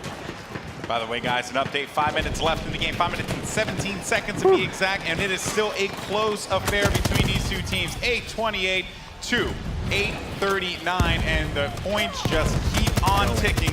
We're on board right now with Darkness429, an incredible Twitch streamer, by the way, if you ever get a chance to check him out. All these guys, once again, I said it before, I'll say it again, amazing creators that we have here at EA Play, looking to just have some fun and also show off some great gameplay on the new map, Neville Knights, coming very soon, next month? No, coming this month. This month? Oh, this month, very soon. You know what we haven't seen yet? What we haven't seen yet? No one has actually called in for an artillery strike. You can call There in is an a artillery chance strike to do that. How do you do that? Wait, you're not going to tell us, are you? I think we should see if anyone can figure it out. Yeah, But I can't go into it. Well, if it doesn't happen by the end of the game, we should talk. Doesn't the game start off with an artillery strike, though, in the middle of the map? So you do have a little bit of that, just Okay. to kind of set the mood, keep you in your points. Yeah, I like that. I like that quite a bit. It prevents everyone from like going nuts and just charging straight into the middle like a bunch of crazy people. And it also adds like a little bit of like story and theme to Ambiance, it, right? yeah. Right. You know what I mean? That's Ambiance. and that's what this is all about, right? We're looking at almost a tie score at the moment. It's only 3 or 3, but there's no tickets in it. It is literally a tie score, 8-7-1. So close. Yeah, That is- and but it we may are not going be to the tied for time. soon. We are going to the time, just so you guys know. So 3 minutes, 50 seconds. 50 seconds. Okay. And this game could not be any closer if we tried. I swear we did not rehearse this. This happened last year at Gamescom as well. Both games went down to the wire. It did, that's right. Happens every time we do this. Yeah, that's what happens when you get a bunch of good players in one room and just have them duke it out, man. 100%. And Doom here with the trusty shotgun. Oh! Oh, Melee. dear. That's gotta hurt. Yeah. You heard the scream. You knew it was coming. Bayonet, it's on its way. Yeah, well, that's funny because he's like looking around. He's like, is it above me or is it below me? And then there's just nope right in front of you going through your kidney. Here. Well, I guess that's a good point of the vertical gameplay that you're going to get here, right? You have to pay attention to where you are, especially when you're in the trenches. A little bit too here for Darkness. He was in the middle of nowhere, man, and he was a target. As soon as you start shooting, you just, especially with the dark map, right, and the way that it's laid out, the muzzle fire, you really see that and you can tell. And again, that's where the lighting really plays a role in this game, what you're able to do. Yep. Really finds those nice dark corners. But what you're also going to see when they start sniping, especially on the hilltops, those silhouettes that are moving. If you see the movement, fire away. And that's correct, because over the back you have some, almost like some AI elements, don't you? Yeah. Interesting. 2 minutes, 25 seconds, But 9:24, 9:53. Yeah, the gap's opened up just a tad though. The rocket going to come. Oh, that's a lot of damage. That was a deflect. Second round, engine disabled. Can he finish it off? There we go. It's gone. Beautiful. Just go for it, Stone. Just shoot and believe in yourself, man. Shoot it into the darkness. I dare you. The whistle's blowing. Time to charge. I know, right? Well, they are going to be able to overtake C. Both teams have 3 flags, but the C and D flag are swapped, so expect to see a lot of activity. Who's going to be able to win out that battle in the midfield is the question. Stone Mountain rallying with his team forward, shooting his teammate because reasons. And it's over to A, and they are going all the way out to the other side of the map for that last-ditch effort here, Andrew. There's only 15 tickets. I hope we see something incredible here. They have to cap at least 2 in order for them to come back into this one, I think, with 1 minute and 23 seconds. Because it's not still sure very it's close. going to happen. Yeah, no, it won't happen. We're down. They are capturing 2 points. I can't see it happening personally. No, I think it's going to go. You think it's? No, I think 3 tickets. Nah, they're not going to do this. Not going to do it. Not going to happen. It's going to be real tight. Let's see if it happens. They're resupplying like crazy. Game over. To 1,000, and that's right. So As a matter of fact, it was to 1,000, which I don't think, I mean, we figured we were going to make it there or till the game ending. Either way, though, they needed to stop literally everything from happening, and that was not the case. Team Darkness will reign supreme.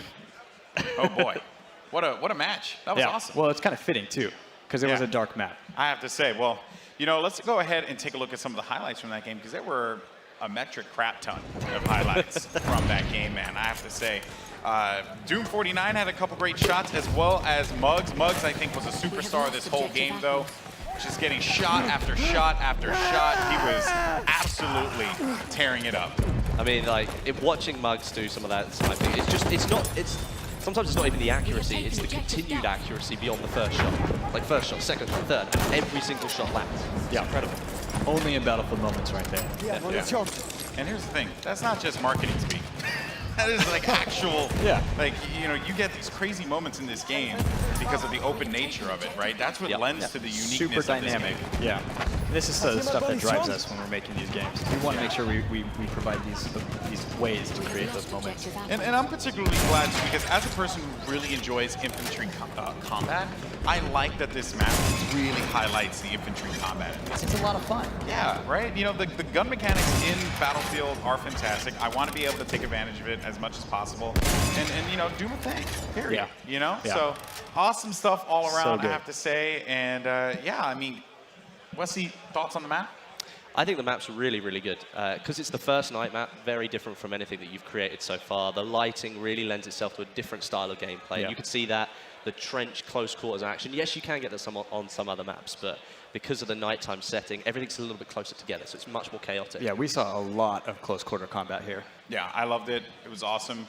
I liked the close quarters combat once again, but I think that's something that we're all going to kind of echo here, because it's yes, you have it in other maps, but it's just a different feeling. It's a different tone. I really feel like, if I had to think about how BF1 would do full-on trench combat, that is admittedly how I would want it to be. So glad to hear that. Yeah, and I'm glad that it was able, it was nailed, right? Because when I play this, I'm going to be super into it, because I can just get into trenches, hide in a corner, shotgun some fool, hit him with a pan, just awesome stuff. Oh, you guys need pans in the game. That might come up. Now that you've recommended, I'm going to put that on the list. Whoa. There you go. Let's see if the designers Revelations here. Dude, I'm telling you, man, I'm a great game designer, kind of, sort of, not really. All right, guys. Well, awesome time here. But for now, though, let's go ahead and send it over to Jose, who's down on the floor. Jose, what you got for me, buddy?